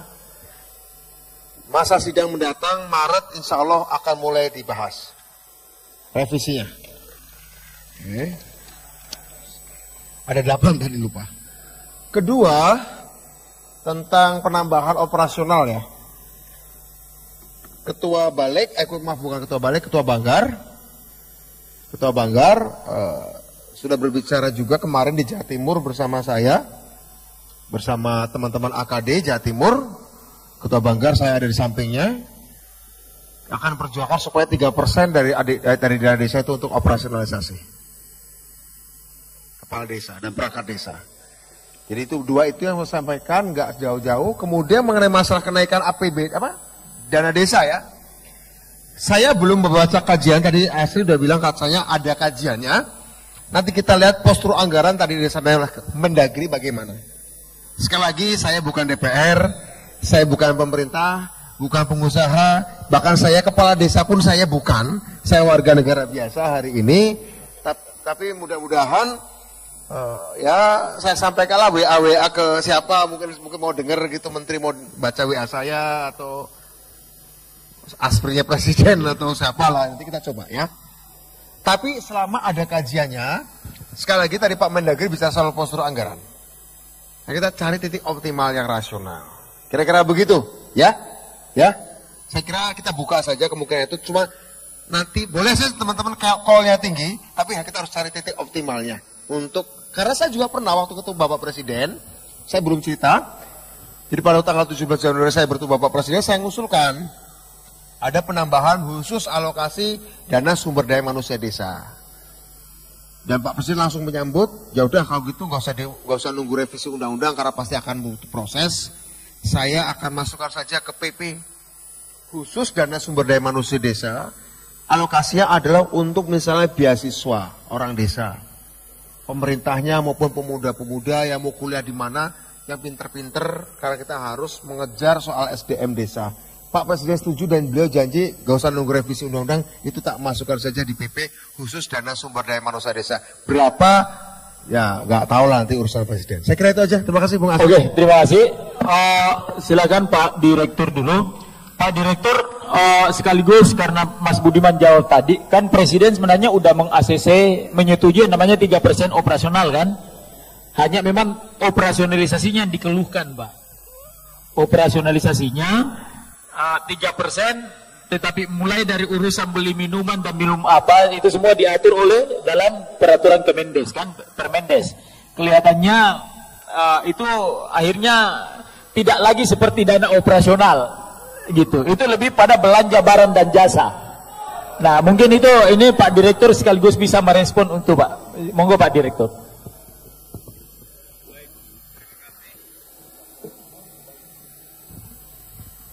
Terima kasih, saya ingin merespon beberapa pertanyaan. Pertama dari Pak Ustadz dari NTB ini, yang menghendaki pendamping desa dibubarkan karena memakai banyak dana yang bersumber dari dana desa. Saya ingin luruskan bahwa pendamping desa itu pemberian tunjangannya atau gajinya bukan dari dana desa, tapi dia menggunakan pagu anggaran Kementerian Desa. Itu harus dipikirkan dulu, Pak. Jadi dana desa Bapak utuh tidak dipakai untuk membiayai pendamping. Tapi sekali lagi pendamping dipakai untuk dari pagu Kementerian Desa PDTT. Yang kedua, kenapa sampai ada pendamping desa? Kementerian Desa berpandangan bahwa dari 74.000 desa kita ini, mohon maaf, tidak semua kepala desa itu terpilih karena menjadi kepala desa karena dia cerdas, karena pintar administrasi, karena tahu pemerintahan. Tetapi banyak kepala desa kita yang terpilih jadi kepala desa karena ketokohannya. Dia mungkin tidak paham administrasi, tidak paham ilmu pemerintahan, tapi terpilih jadi kepala desa karena dia tokoh, karena dia berkarisma di desa itu. Yang seperti inilah agar tidak keliru di dalam menjalankan tugas-tugas kepemerintahan, termasuk menjalankan dan menggunakan dana desanya, disiapkan pendamping. Pendamping ini adalah mata dan telinganya Kementerian Desa yang ditempatkan pada level desa, kecamatan, kabupaten, dan provinsi. Jadi hakikatnya pendamping ini adalah membantu tugas-tugas kepala desa.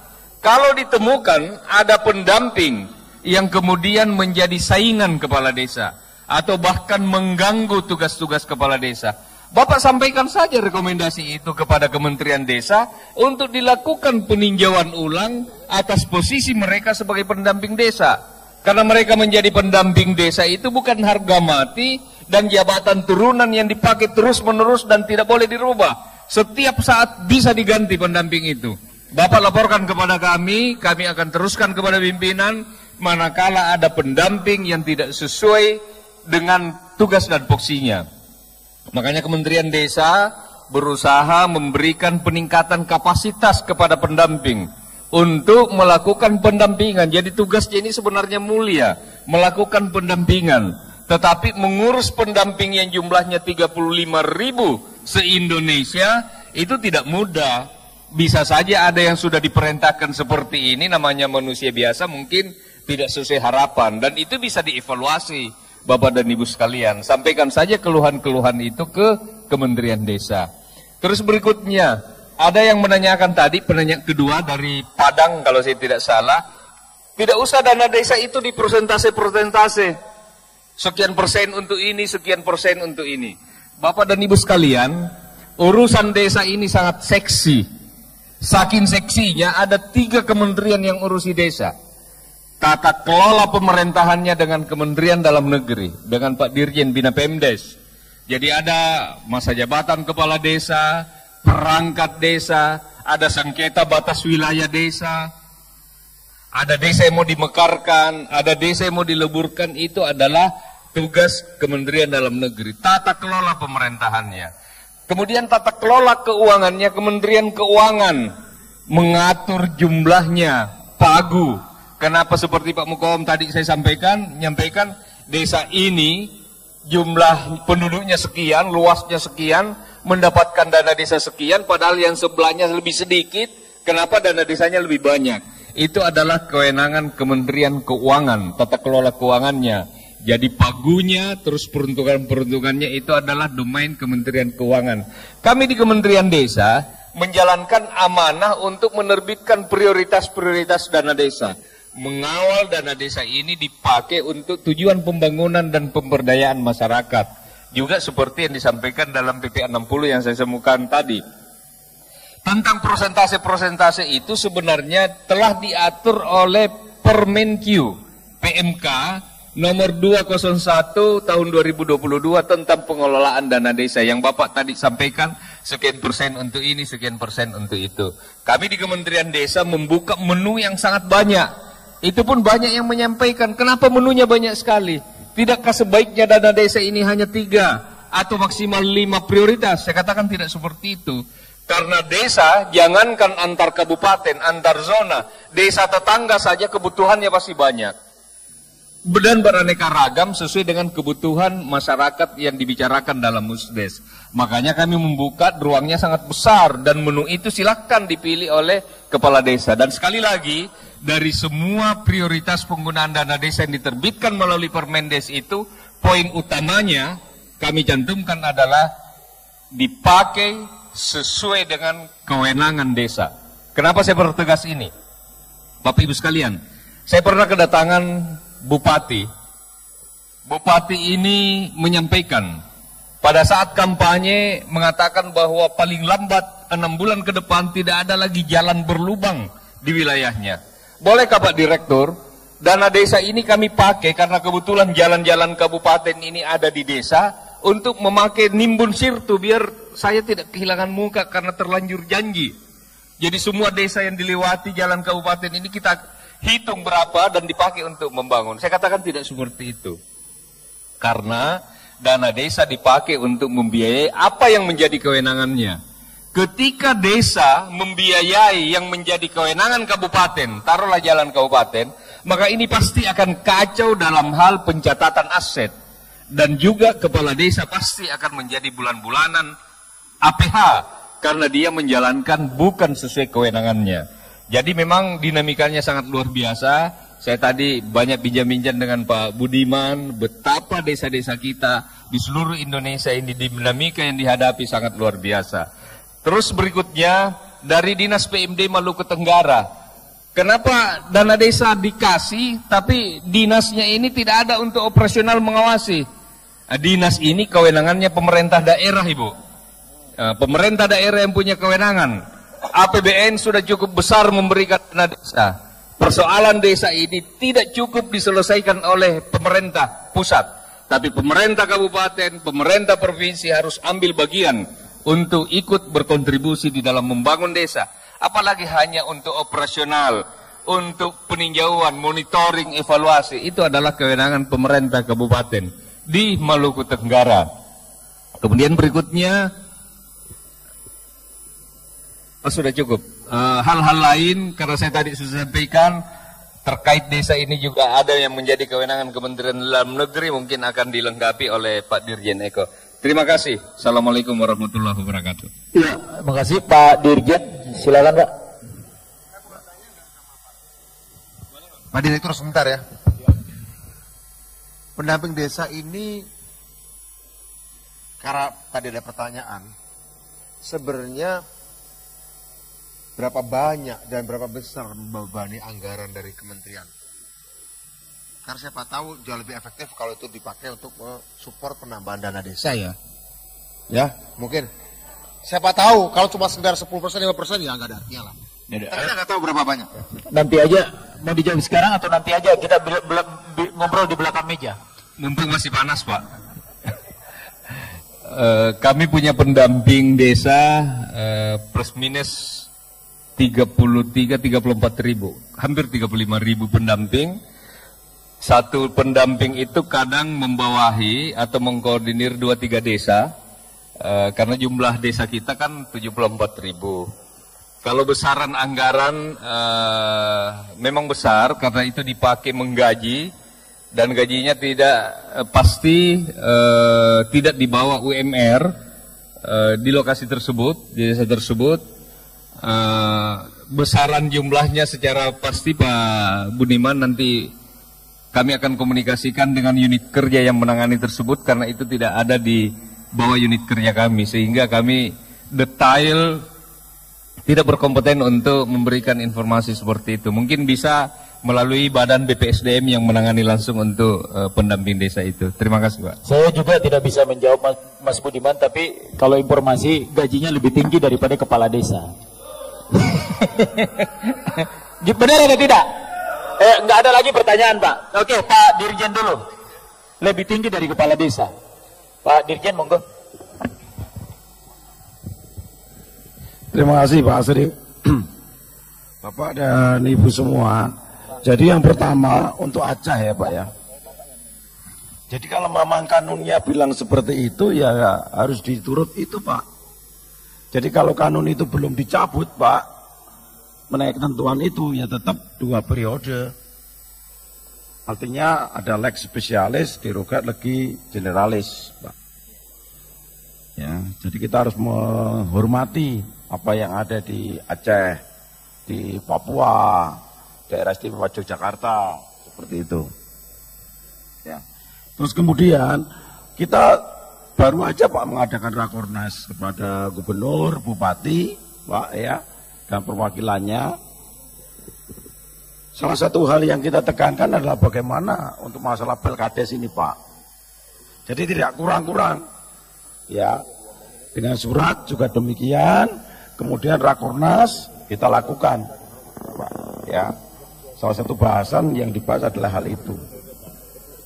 Terus kemudian kalau ada pelantikan Pak, pelantikan kepala desa yang harusnya 30 hari, kemudian tidak dilakukan pelantikan, apakah ada sanksi? Pak ya. Nah ini perlu Pak, perlu ada pengaduan Pak, ya. Kalau sudah yang lebih 30 hari dan sebagainya, tentu nanti ada surat Pak, ya. Surat yang kita lakukan kepada daerah. Kemudian ini Pak. Nah ini surat teguran Pak yang penghasilannya terus menurun. Ya, ini yang kami takutkan Pak Asri. Terus terang, Bapak dan Ibu semua, karena penghasilan tetap itu dari ADD Bapak dan Ibu. Kalau Bapak dan Ibu juga terus mekar terus, ya, tambah terus desanya, pasti akan turun Pak.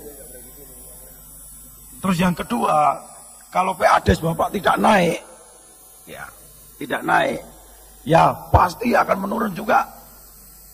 Karena kebutuhan belanja pegawai juga terus meningkat, apalagi ditambah terus. Kemudian yang namanya mekar terus desanya pasti akan menurun. Nah oleh karena itu Bapak dan Ibu perlu kita renungkan relasi hubungan antara daerah dan desa ini. Kalau ingin meningkat ya PADES-nya ditingkatkan. Ya. Ya. Ya. Makanya kalau ADD Pak kan diambilkan dari ADD ya. Dari DPH plus DAU. DPH itu bagi hasil toh Pak. Bagi hasil pajak dan pajak. Nah, kalau ingin pajaknya meningkat ada kesejahteraan tinggi juga toh di situ. Nah, kesejahteraan yang tinggi itu masyarakat kalau di desa itu juga sejahtera toh. Nah ini harus dipikirkan betul. Jadi tidak mungkin kita harus hanya berharap kepada pemerintah daerah, pemerintah pusat, tapi juga dari desa-desa juga. Saya kira itu Pak Asri. Terima kasih. Mas Agun ada mau ditambahkan atau cukup? Cukup? Oke, Mas Sutoro. Belum, ini belum dijawab semua nih. Tenang.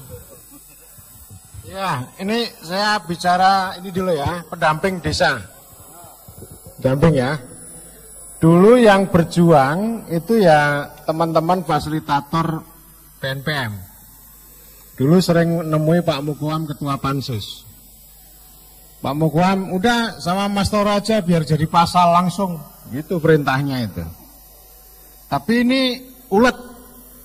Karena dulu senior Pak Eko, Pak Dirjen, namanya Pak Girsang, itu keberatan dulu. Jadi keberatan dengan istilah pendamping desa itu. Tapi teman-teman PNPM ini terus serang, nyerang terus. Akhirnya ada sebuah pertemuan, ada Pak Dirjen Tarmizi Karim, ada Pak Deputi, Pak Sujana Royat, Mas Budiman sama Pak Mukoam, di sebuah tempat lah di Kebon Sirih. Saya menemani keempat beliau ini sepakat pendamping desa dimasukkan dalam undang-undang desa. Lalu saya dapat perintah tolong rumuskan pasalnya. Lalu saya ketemu sama Pak Girsang, Pak ini udah perintah ini rekamannya. Oh ya sudah kita rumuskan gitu. Itu akhirnya inilah, itu betul-betul perjuangan teman-teman PNPM Mandiri Perdesaan pada waktu itu. Terus begitu Kementerian Desa jadi, saya dipercaya oleh Menteri Marwan Jafar untuk menyiapkan pendampingan desa. Saya dengan Pak Bito Wikantoso, dengan Pak Eko Sri Haryanto yang sekarang Dirjen PDT itu menyiapkan itu ya. Banyak hal lah yang kita siapkan. Tapi dari hari ke hari ini mengalami distorsi. Distorsinya ya pendamping desa ini bukan melayani kepala desa tapi melayani menteri. Gitu ya. Itu distorsinya luar biasa itu. Jadi kerjaannya melakukan pendataan. Bukan betul-betul mendampingi dan melayani ya. Jadi ini makanya kan saya sampaikan kalau Anda bekerja 8 jam sehari, kalau itu saya nggak ngomong itu. Ya, kalau itu saya nggak ngomong. Jadi melayani menteri cukup 1 jam, melayani kepala desa 3 jam, yang 2 jam untuk diskusi supaya lebih dalam, lebih tajam. Yang lainnya nanti bisa bergaul sama masyarakat. Jadi distorsinya luar biasa. Kalau soal mau pembubaran atau tidak itu silakan ada keputusan politik soal itulah gitu ya. Tetapi saya sebenarnya menyayangi mereka, mendampingi mereka supaya duduk tegak lurus juga. Ya, meskipun mereka akhirnya jadi alat juga. Karena itu ini penting untuk dilakukan refleksi, kita kembalikan ke kitohnya, ke hakikatnya. Saya kira itu yang soal pendampingan, soal Aceh itu disepakati aja. Jadi Undang-Undang nomor 11 tahun 2006 itu juga tidak secara detail mengatur tentang gampong, gesik dan sebagainya ya. Karena bagaimanapun kalau soal dana desa kan mengikuti Undang-Undang desa. Jadi nggak begitu detail, disepakati aja. Kalau posisi sekarang 6 kali 3 ya ambil keputusan tentang itu dan para gesik gampong di Aceh itu harus berkumpul bersuara untuk memastikan posisi hari ini bukan 6 kali 2 tapi 6 kali 3. Terima kasih. Oke, terakhir Pak Mukoam, silakan Pak. Baik. Di 2024 itu insya Allah ada 3 atau 4 calon presiden wakil presiden. Nah ini saya akan sampaikan, ada yang berhak ada calonnya tapi nggak berani mendeklarasikan. Klasifikasi 1. Ada yang sudah pacaran, sudah bikin rumah, tapi belum ke Pak Naib, belum ke KUA. Ada yang sudah bikin tempatnya, tapi nggak ada calonnya. Ya, ada calonnya, tapi nggak punya rumah. Bapak tahu semua ini kan? Nah karena itu revisi harus jangan seperti itu. Oke, Pak Budiman ngomong bahwa ini timeline-nya seperti ini. Gosik mas, nanti dulu. Hati-hati Pak.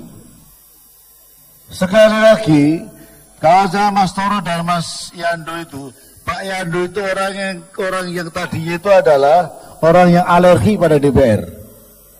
Apa itu DPR? Tetapi begitu dia menjadi staf ahli, Pak Surta, ya memang tidak mudah menjadi anggota DPR itu. Itu kata Pak Yando Zakaria. Terus kemudian hikmahnya adalah Pak Yando mengatakan bahwa ya memang ada yang mendampingi DPR terus ada di dalam merumuskan undang-undang itu. Jadi karena itu saya pada prinsipnya adalah kalau tadi awal saya katakan bahwa ya harus disusun dulu dengan kita diri dulu deh. Lompati dalam bahasa saya itu. Sebab ada clue-clue yang kemudian substansi di dalam bab pasal dan ayat tadi itu, misalnya tadi mengenai asas. Yang namanya tadi awal disampaikan oleh Mas Toro, yang namanya rekognisi hari ini akan hilang. Subsidiaritas akan hilang dan sebagainya. Amanah di dalam undang-undang desa itu banyak belum dilaksanakan. Karena itu saya mohon maaf Pak Direktur, Pak Dirjen, hari ini Pak Asri bisa mendudukkan dua orang ini bersama-sama. Di DPR, beliau Pak Direktur di Komisi 5. Pak Eko, Dirjen itu di Komisi 2. Ketemu nggak dua orang ini? Ini gara-garanya apa? Menteri yang pernah menjabat sebagai Mendes itu adalah tidak pernah di Komisi 2. Enggak. Anggota Komisi 5. Dasarnya adalah SKP 3 Menteri. Ya Mas Eko? Untuk 3 tahun pertama, ini infrastruktur. Mendes ke dalam negeri, Mendes kemudian keuangan. Karena ini backmainnya Komisi 5, ya sudah kalau gitu, ya kayak undang-undang 2220 itu. Wong pakai yang namanya untuk COVID kok di undang-undang, kan geblek namanya ini. Ya sama dengan ini, untuk sementara infrastruktur, taruhlah kemudian di dalam anggaran itu di infrastruktur, yang kemudian tidak mesti di Komisi 5. Ya sekarang cabut dari Komisi 5 nggak bisa sampai-sampai itu. Tanya Pak Direktur, tanya Mas Eko ini. Jadi kalau Pak Jenderal di sini ketemu berdua, di DPR nggak ketemu dua orang ini. Artinya bilong ketemu bilong, bindeng ketemu bindeng. Loh ini fakta loh Mas. Ke atasnya lagi, ini Pak Kemendagri itu ke Pak Mahfud. Betul kan? Sedang Kemendes itu ke Pak Muhajir. Bingung gak sampean? Itulah Republik Panjenengan, NKRI. Negara kok Republik Indonesia. Lu coba. Di sini kelihatan kita fine-fine saja kan. Bingung mereka ini. Kalau masih di dalam Pak Mahfud atau Pak Muhajir oke lah. Ini enggak. Pak Dirjen Sono itu adalah ke Pak Mahfud, Pak Direktur itu kalah ke Pak Muhajir. Ya pernah suatu kali Habib Umar Mutahari itu cerita kepada saya. Ya di stasiun Surabaya. Ada anak muda ditanya sama orang tua. Yang mana Pak Dek? Cuma gini doang. Suruh lihat.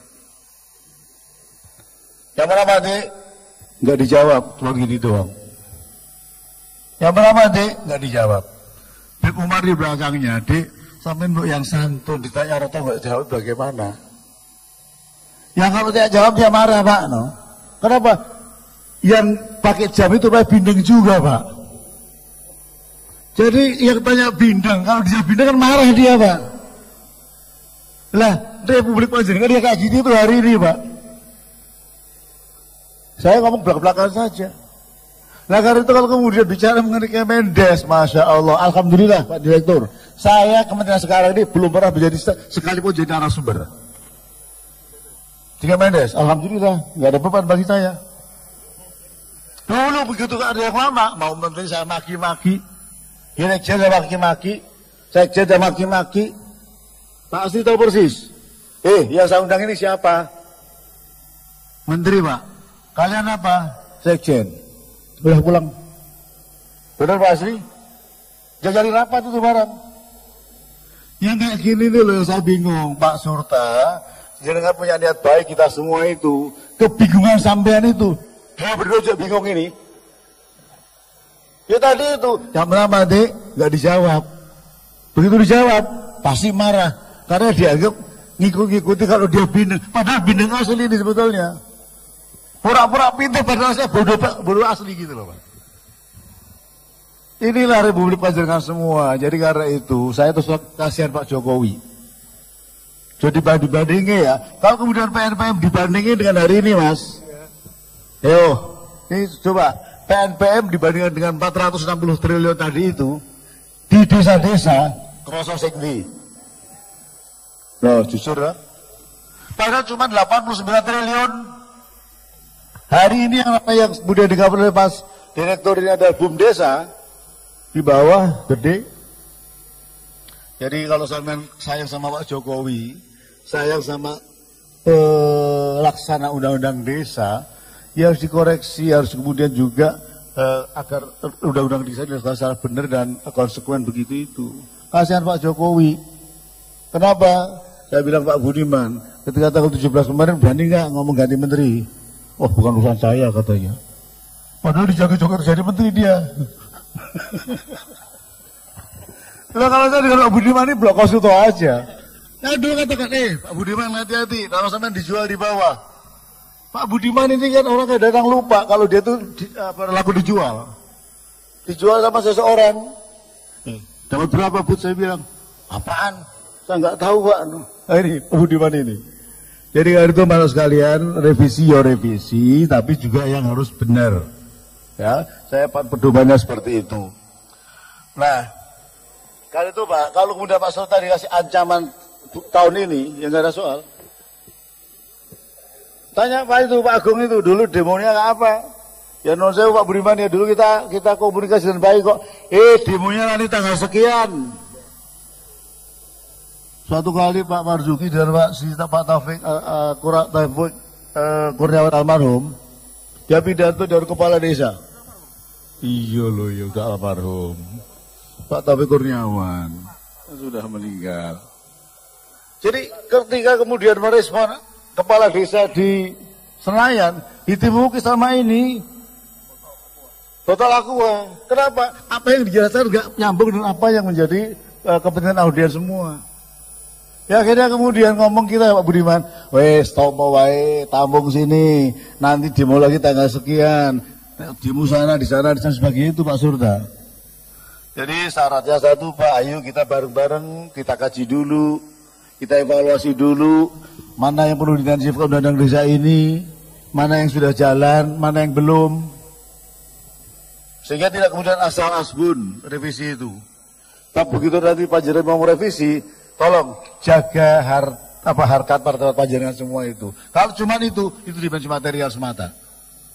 Tapi kalau kemudian evaluasi kemudian jadi kalau begitu revisi salah satunya boleh yang namanya 9 tahun. Jadi saya kira itu Pak Sri, ini Pak moderator sekaligus provokator. Terima kasih. Oke, terima kasih. Saya pikir cukup Bapak-bapak ya. Pasti semuanya mau bicara. Mohon maaf nih. Itu kasihan teman-teman kita di belakang mau makan itu tapi nggak ada. Ya, kalau ada pertanyaan lagi sebentar Pak, kita akan dialogkan.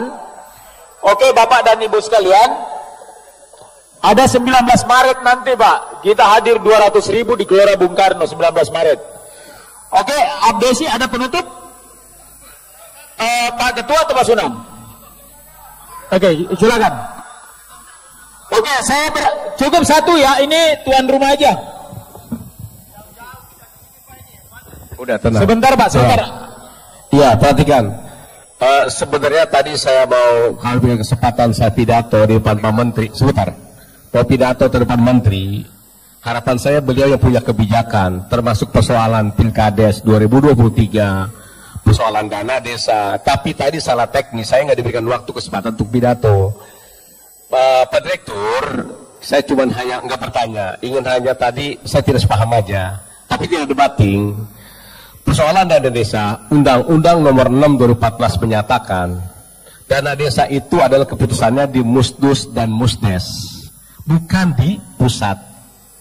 Harapan saya, sementara ini saya anggap dana desa hanya orang pusat nitip di desa, ya, yang ngatur tetap pusat.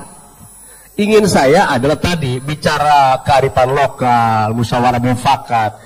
Dana desa inginnya pusat adalah hanya memberikan sebuah pedoman, regulasi-regulasi saja untuk persoalan yang membangun desa. Karena keputusan dana desa itu ada di Musdes dan Musdes. Itu aja.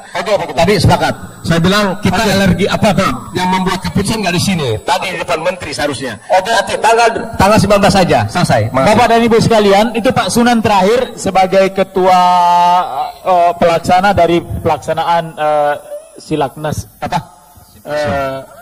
Simposium Desa. Oke, silakan. Mohon izin saya harus menghadap ke audiens.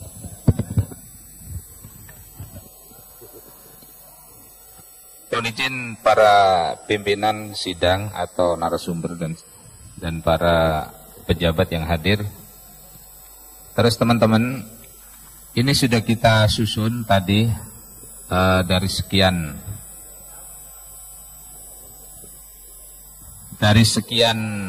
usulan tadi, akhirnya muncul yang namanya putusan bersama atau kesepakatan bersama.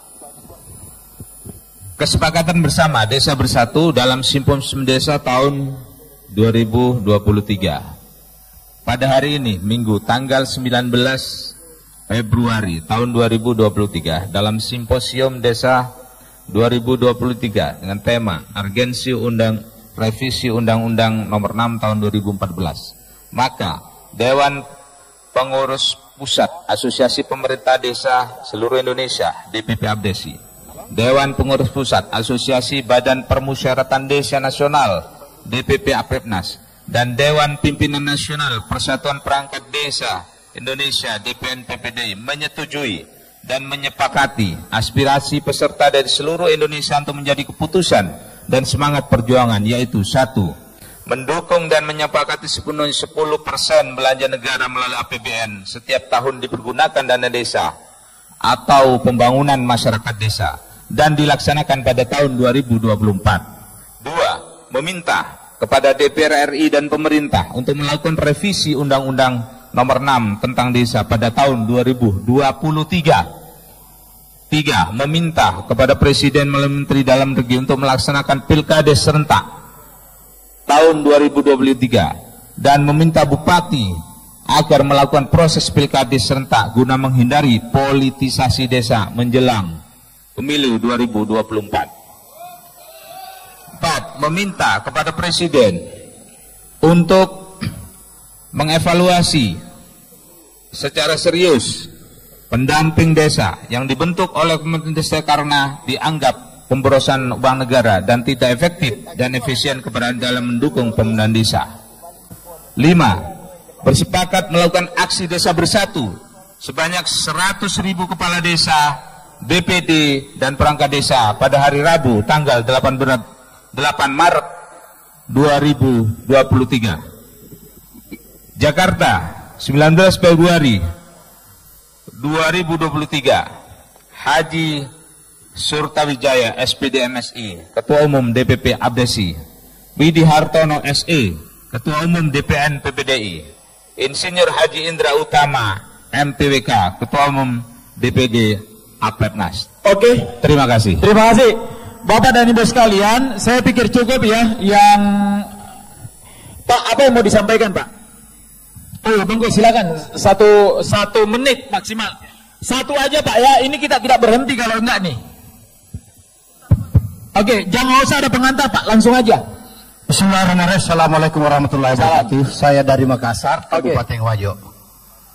Pertama-tama yang ada di depan ini adalah malaikatnya desa. Oh, enggak juga, jangan berlebih-lebih. Tunggu dulu Pak, tunggu dulu. Nanti jatuh malaikatnya kita. Desa. Jadi kalau masih ada teman-teman bilang anggaran desa itu masih banyak yang menjaga, itu pribadinya sendiri. Tidak semua kepala desa seperti itu.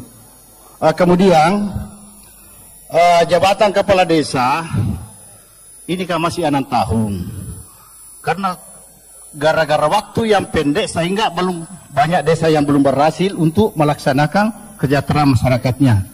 Kemudian dana desa ini untung dana desa ini minta tolong, tidak ada pelayanan baik tanpa penggunaan dana desa untuk rehab kantor desa. Coba bayangkan, ada anggaran kita, kantor kita roboh. Ini. Kemudian jabatan kepala desa ini hanya 6 tahun. 6 tahun. Jadi coba di apa? Yang 9 tahun ini, biar 1 kali saja kalau 9 tahun. Tidak usah terlalu panjang. Oke. Kemudian karena apa namanya, Tidak ada pemimpin yang hebat tanpa anggaran. Minta tolong itu sesuai perjuangan Pak Ketua itu 10% ke desa. Oke, saya pikir cukup ya. Ya. Oke, terima kasih Bapak dan Ibu sekalian. Mohon maaf atas segala kekurangan. Kita berikan aplaus kepada diri kita semua. Desa